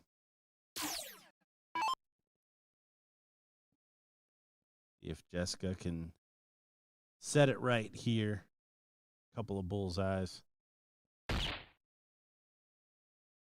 That helps. That helps.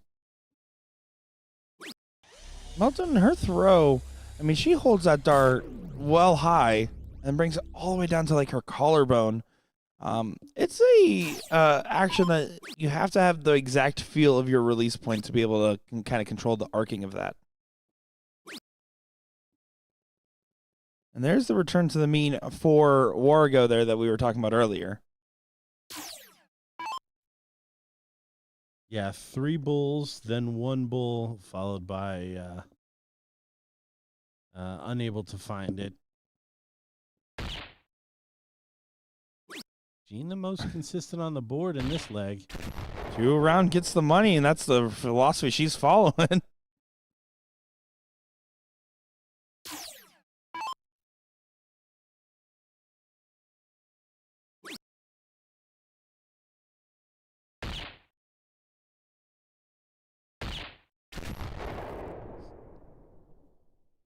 Nice 2 bull after a first dart miss.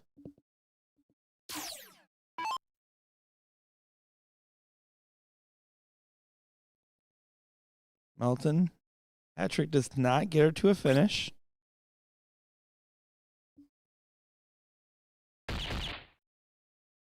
One more bull, though, to keep her in the running.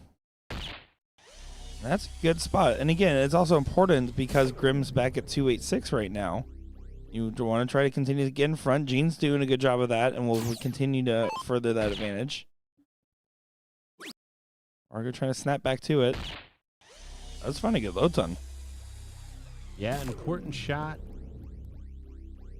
First to a finish here. Jean does have an opportunity to leave a better one.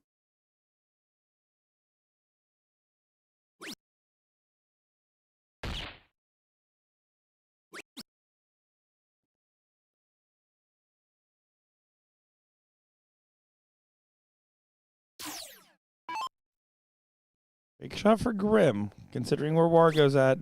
Want to make sure you stay within a similar range. Don't accidentally freeze. 131 is the target line, so 130 or less for Jess will freeze the 123. She gives herself a pep talk right at the line.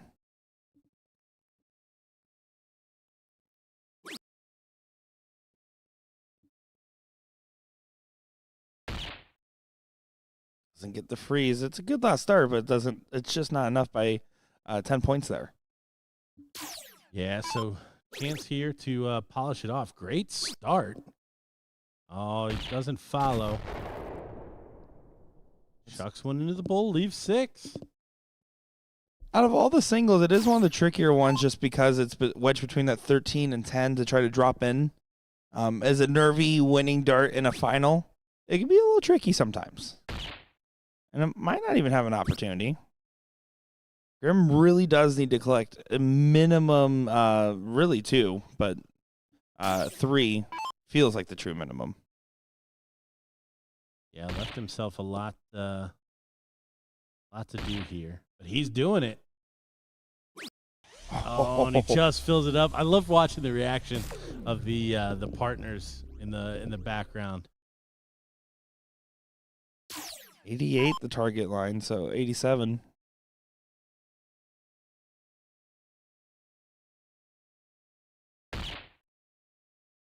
And it should be frozen on 6. Might just be taken right here. Double top. Doesn't go, but it's a good attempt there from Jessica Melton.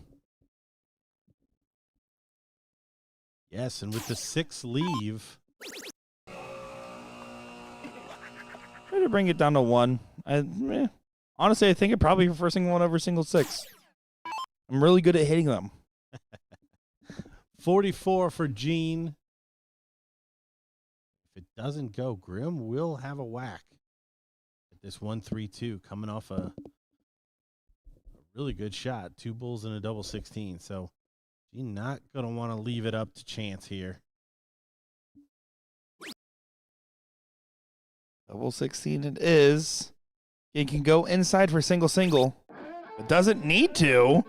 And the ladies are sending this to a last leg decider despite Wargo's early threats in this matchup. Yeah, started with a hat trick from Booty Sweat. Which, if you are going to name your team that, which it should be on a shirt, but if you are going to name your team that, at least you're in Florida. It's a very appropriate place. If you do that like the New York one by Niagara Falls in November, it just doesn't make sense. Yeah, I mean, that could have been my name on ESPN. Could have just been Gordon, Booty Sweat in parentheses, Dixon. They let any shirts in on ESPN from what I saw.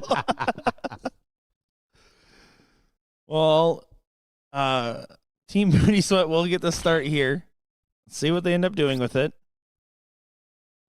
Because again, it's theirs to lose. You have the start in a last leg decider with the seed advantage.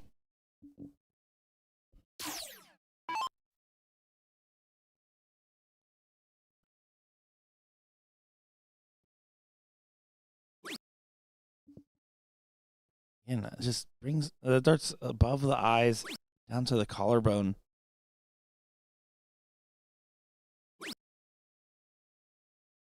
Peppers the outside of the bowl.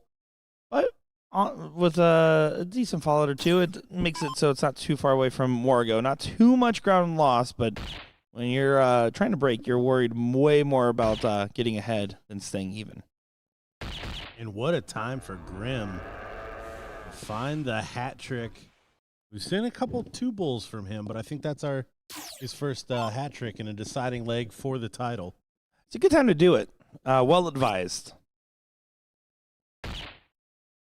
Yeah, 5 stars, would recommend.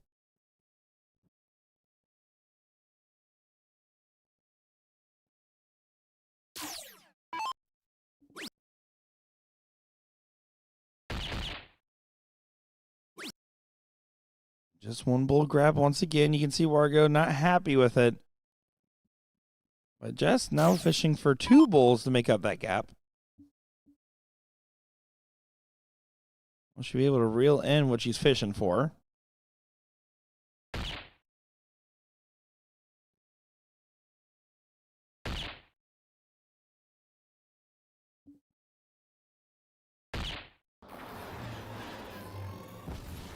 How about a hat? I think that will do quite kindly for Jess. Yeah, and again, what a time. Seeing some big darts from these level 3 players when under pressure.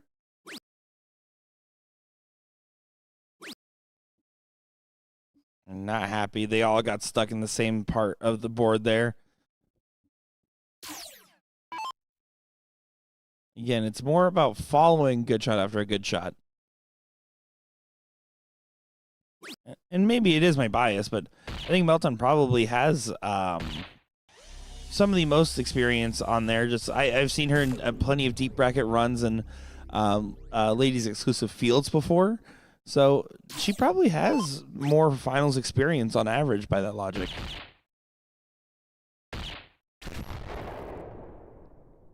Nice 2 bull turn there. Yeah, I would definitely agree with that in terms of match experience. Just probably the standout. I'm not completely familiar with the other 3 players in terms of their history.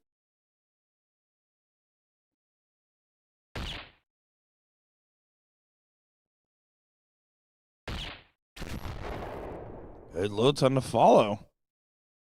Yeah, back up the shots.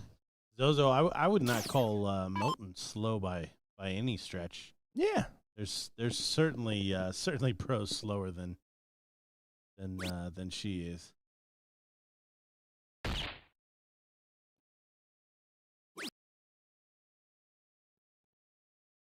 I'm falling off quite a bit after the hat trick start, but doing his job, bringing the score down here in what could be the final leg. Just joining us, Double J, Gene, and Jess coming from the losers bracket, looking to try to double dip Booty Sweat. Yeah, this is starting to get scrappy as we're in the setup stage. This is the hardest part and the most impactful. Yes, the winning dart is the most impactful, but how you set up and who gets the first opportunity. When you're talking levels 3, you're talking levels 4, it's about getting as many opportunities to finish as possible because the assumption of doing it in the first one, unlikely.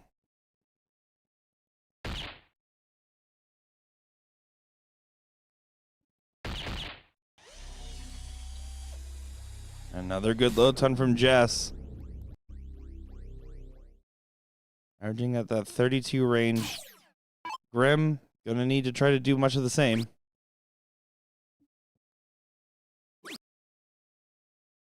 Not gonna be able to, and doesn't get to a finish either. Double J looking likely to take this first set. Called it at the beginning. It's a safe bet. You never bet against 2 empowered ladies in a double dip. They already got there once, right? And they lost in the second set, but they got there. When I believe both days, didn't they lose in the seat match? Yeah. And then got back to... So only don't lose a seat match and you're... Or no. They won the seat match yesterday and got double dipped. No. They won the first step and lost in the second. And lost the second dip. All right, it's one of the 76. No, they actually won the first round, but then they... we can just keep going. Well, you are Doctor Strange. Hold on. You're going through all the timelines. Let's give you some credit here. She doesn't have to swing this if she wants to just focus on setting up. She did swing. Yeah, I would have definitely kind of erred towards trying to set up rather than take it out right there. Yeah, I think I go bull 11 for my last 2 darts.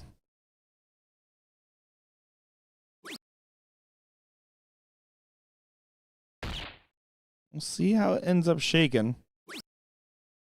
Freeze doesn't really look on the table yet, but as these scores get low, a freeze can pop up out of one good shot.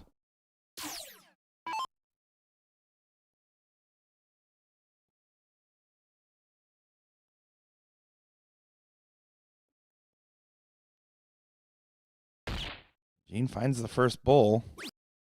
She get one more in there. She can. Now this starts to make things interesting. 160 combined. Wargo needs to bring it on down.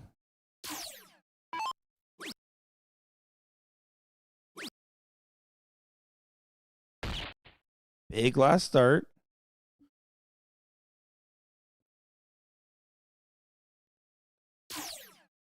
Jessica probably look at the 57 first. She agrees, but now to the bull for double 19. Those are hands up. Gotta focus on the freeze now. Yep, bull or 60, big number. Yeah, smart shot.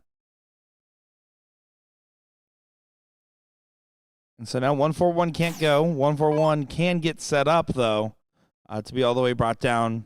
Try to afford opportunities for Wargo if they're given. Another bull would help a lot. He does find it. Very helpful dart. Yeah, because Grim is below Jess, no freeze opportunity whatsoever here. So it's 63 to take us to a deciding set. Chance for 124. Polish off the match. This is open out, so single 13. Whoa, my. The scary noise to hear over there. Living a clean life, old Mean Gene. Oh, boy, this is scary. Does get it there. The first set goes to Double J over What do you sweat?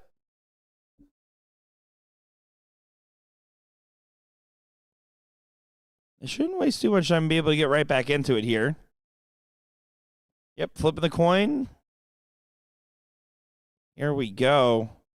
Now that the first set's out of the way, I don't think the double dip is not completed twice. I think if you won the first set last time and then lost, it happens. But here you won the first set. I think they get the win this time. You're making the call. I am. Before the diddle. So that's how you know it's a real opinion. And not just a factual based statement. I really think this. Those are my thoughts. I definitely really think this.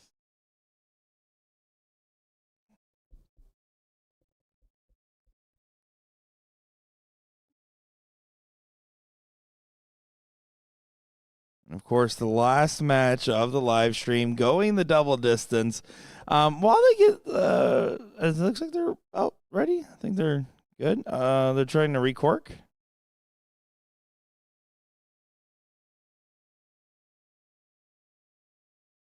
Well, looks like we might have lost Jean there real quick. Well, they said she'll come right back. And yeah, they're still diddling, but Jean had to disappear. So I think we're going right on through. Looks like Jess might have gotten the diddle.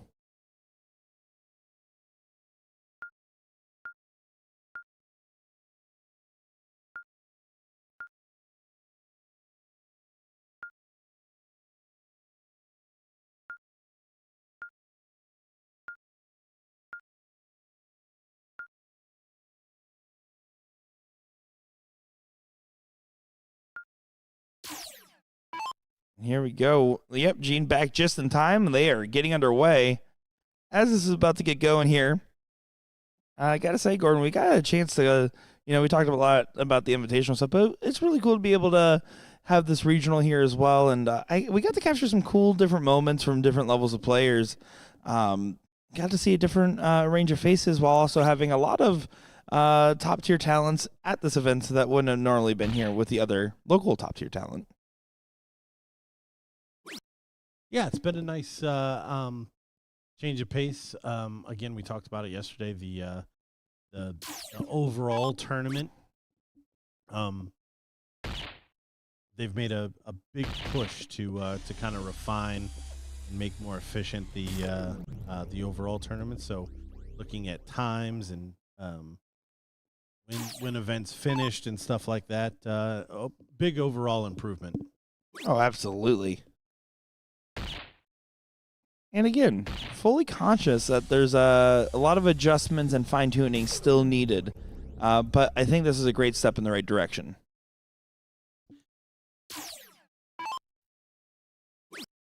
Morgo back to finding that bull, his friend. Gets a low time to get things going alongside Jean. Jess and Grim staying at a singular bull scored.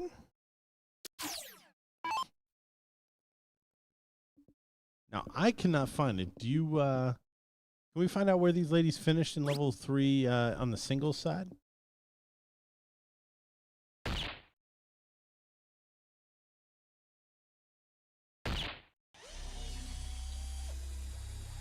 They were both in level 3? I was just assuming from their level 3.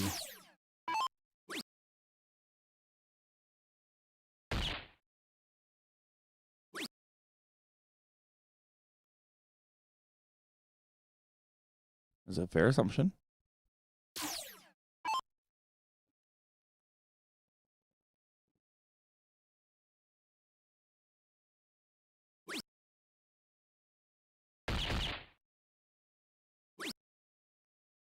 Looks like Jean lost fairly early on in her run, getting 3 rounds deep on the one loss side of the bracket there.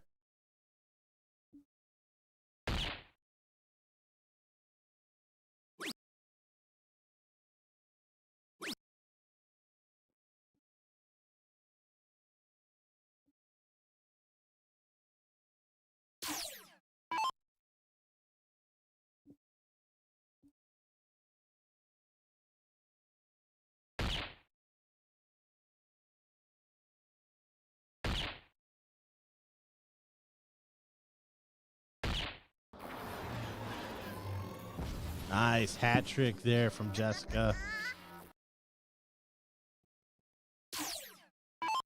In the driver's seat here in this first leg of the deciding set.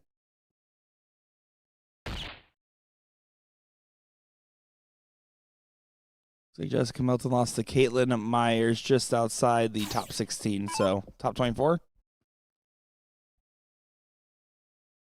Making me do data research over here.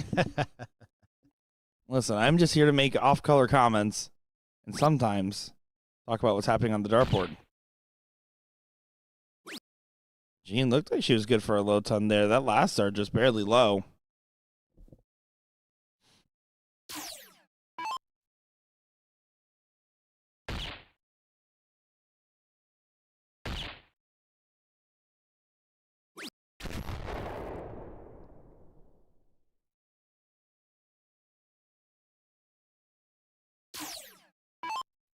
And now Melton at 174.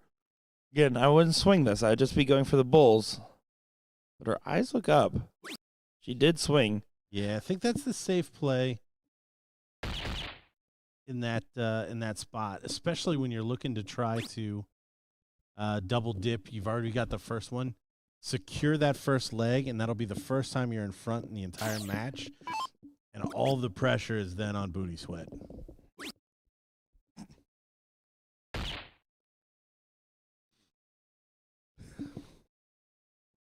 Just read the names, Nick. That's right, Gordon. That's what we're doing here. Happy birthday. Oh, thank you so much. Only happens once a year.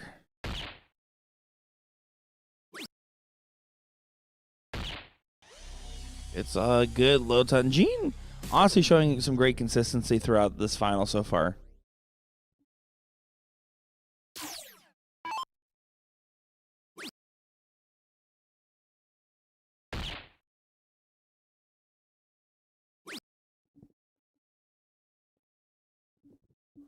One hole out there for Grimm.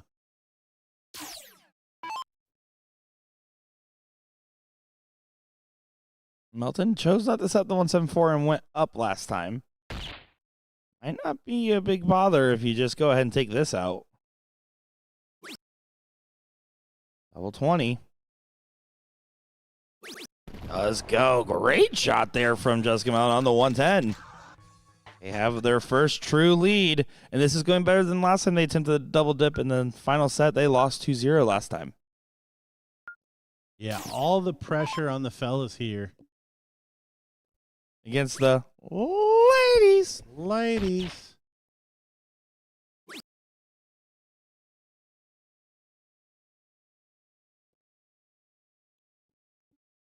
One bull for Wargo means that Jess can try to take advantage. You just took the big check. Probably feeling good heading into this turn. Is feeling good heading into this turn. How about that? A hat trick to follow the 110 checkout.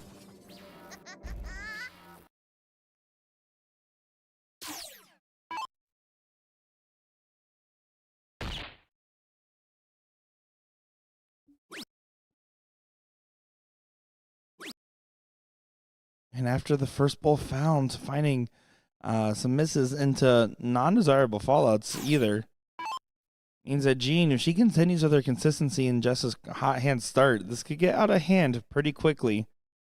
What's different about level 1 versus level 3 or 4, for example, though, is we talk about, getting one big miss early on in an 0-1 leg could be the absolute end of it. There is usually opportunities to potentially come back in legs like this. And that not every time. But there is usually more opportunities. So don't get overwhelmed in these situations.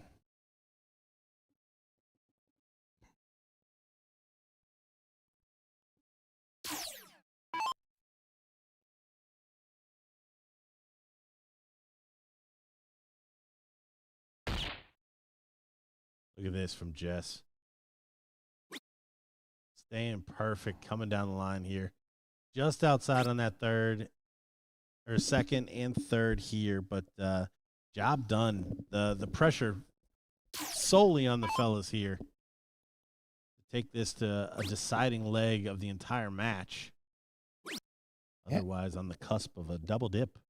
A great standard, right? I mean, that's where they're finding themselves in a comfortable spot where they typically are just doing what's best. And I love to see it. I love to see the chemistry between these two getting to multiple finals together as well. As I mean, Gene and Jess, I mean, while familiar with each other, live in completely different areas with Florida versus Utah.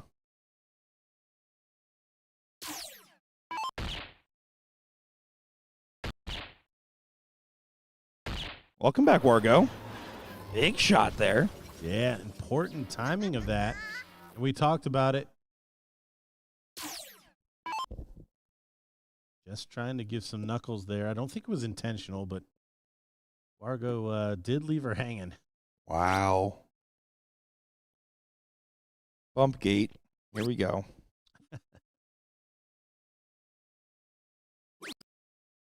And just like that, the leg is on its head. Yeah, the untimely miss from Cream Puff there. That's her dart nickname. I did not give her that one. That was self-appointed nickname.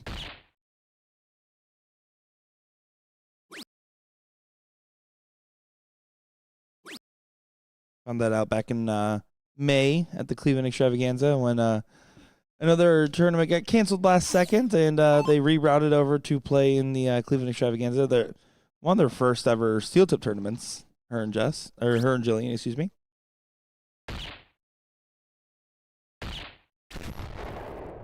Gene fires in 2 bulls. That's how you pick up your partner that just struggled on the last round. Go flex them yourself. Give them the confidence.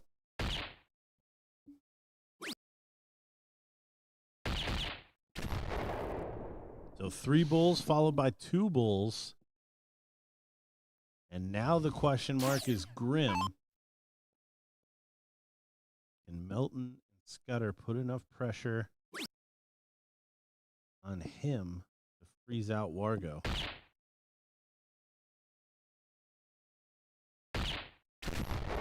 There's 2 bulls. It must be said, a nice finish for this format, too, 139. You go bull, then trip 13? Yes. Yes, I do. Allows you to continue to score points while still driving towards a finish. And no real bust opportunities over there at the triple 13. If you're missing by 2 into the other triple, you weren't going to hit the triple 13.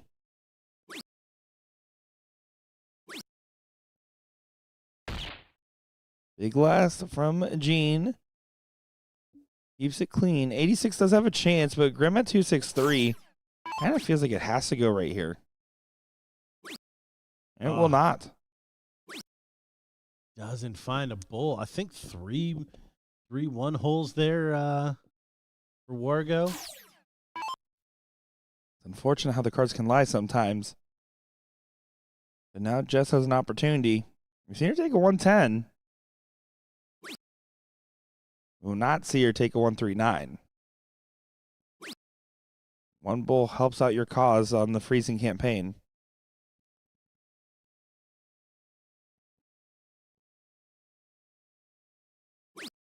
Oh, just right there. Not happening for Jess after a good start to this leg. What can Grim do to assure that 68 gets the shoot?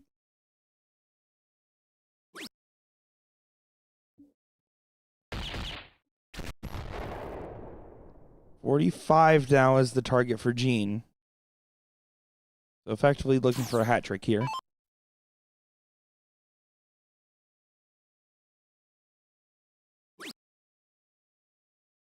Can't freeze now. But still finds an impactful last start. Will we be going to one more leg? It's up to Wargo to decide right here, right now.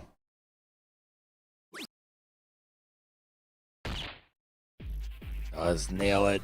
One more time on the one time. Of course, it's max distance. I'm looking forward to seeing how this tale finishes telling.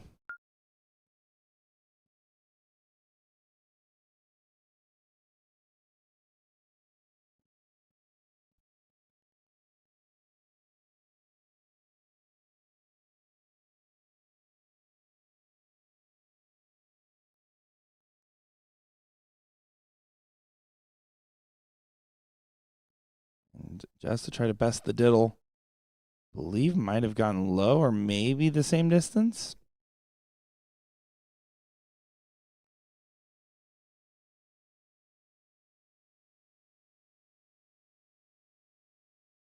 Yeah, it is a rethrow. Just trying to best.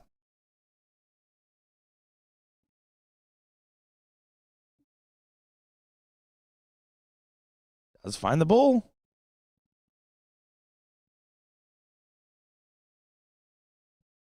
Oh, and he sails high, so the ladies will have the start Ladies, in the decider. decider. Wasn't as funny as I thought that would be to like do the ladies thing twice, but with a different word. Happy birthday, Nick. Thanks, Happy Gordon. birthday. I'm just going to start telling you every time it's my birthday when we're working together. Here we go. Gene and Jess with the throw. Will they take advantage of said advantage? Opens up wide to start off.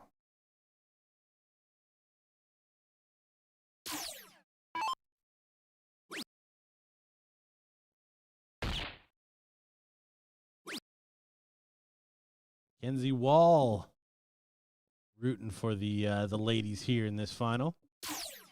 Again, if you're just joining us, this is level 3.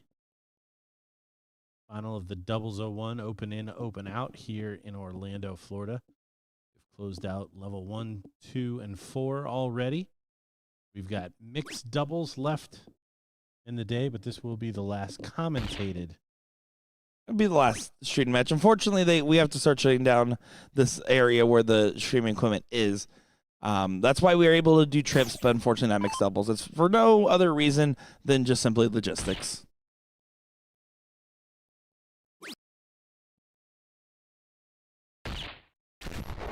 Grim, only one to find a Loton on this opening onslaught here. Again, final set, final leg.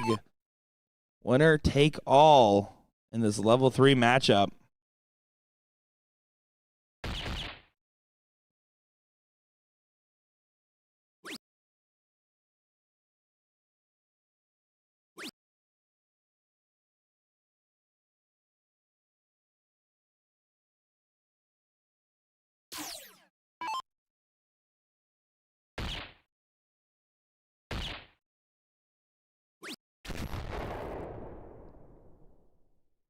The continued frustrations for Orgo.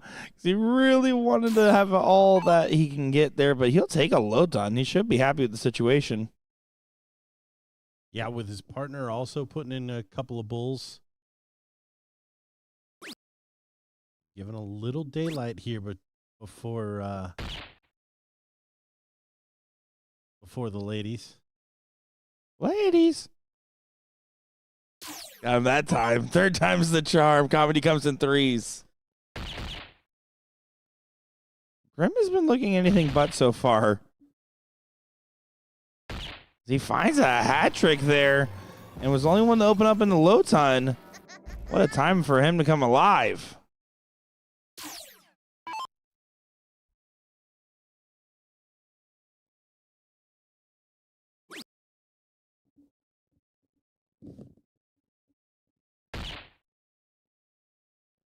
Another one of those for Jess would do her kindly, but no.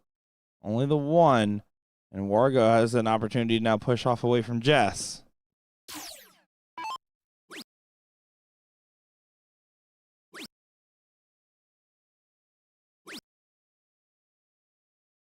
One hole 3 times. What Wargo thinks of that.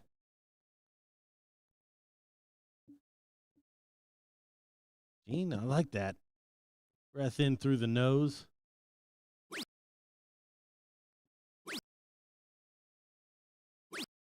Tries to give herself a pep talk on the throw, but just falling low on all 3 of those darts. Grim, who's been looking sharpest in this leg right now, needs to continue to find that same energy. Keep the pressure on the other guys. Or girls in this case. Good Loton.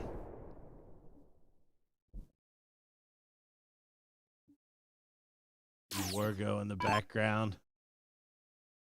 slapping hands with the fans back behind there.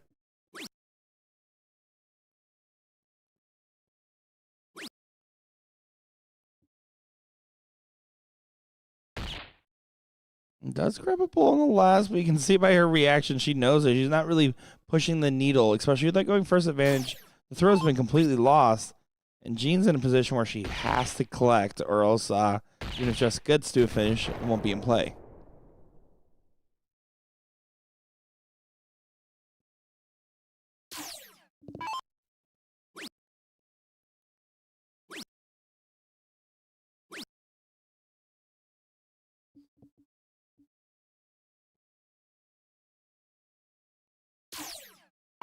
And now 116, a shot for the match and the final here.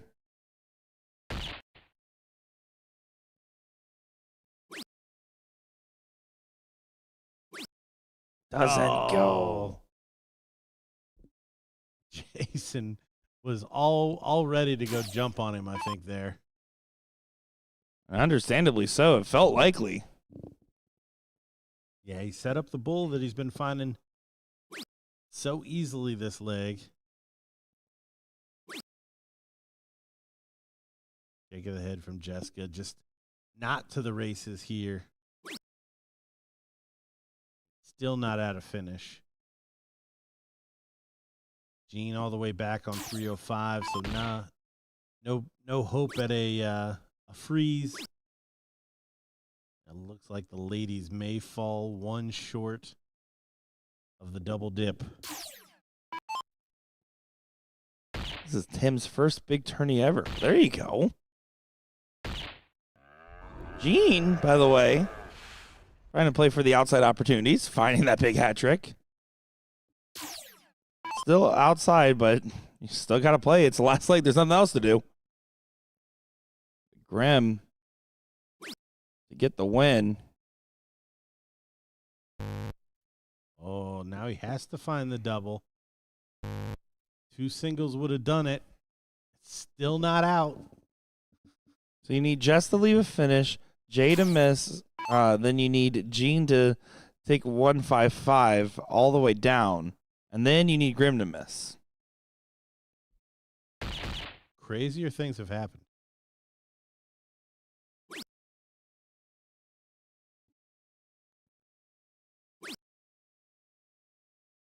$153 is a finish.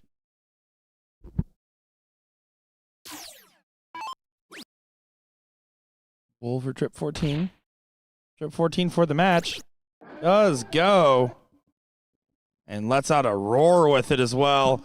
And gets a celebration there from the supporting crowd and cheering section. And a congratulations to our winners here of Wargo and Grimm. And a commiseration to Jess and Jean. Yeah, tough fought battle there.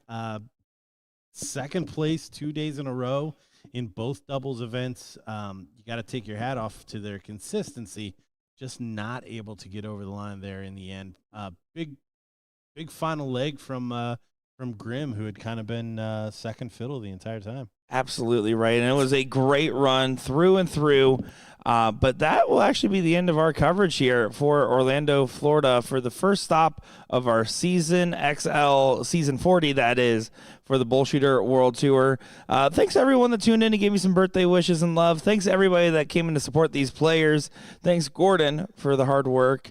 Not Will. He's not here. I don't have to thank him. And no, guys, and thank all of you. Seriously, all your love and all your support. We have some good things cooking up, and we will be excited to have more information come out soon about the rest of our World Tour. Make sure to follow us on Facebook at facebook.com/BullShooter World Tour, or over on YouTube at BullShooter, or youtube.com/BullShooter Sports Network to find out all your information. We appreciate each and every one of you, and we'll be seeing you guys next time here on the live stream. Have a good night, everybody.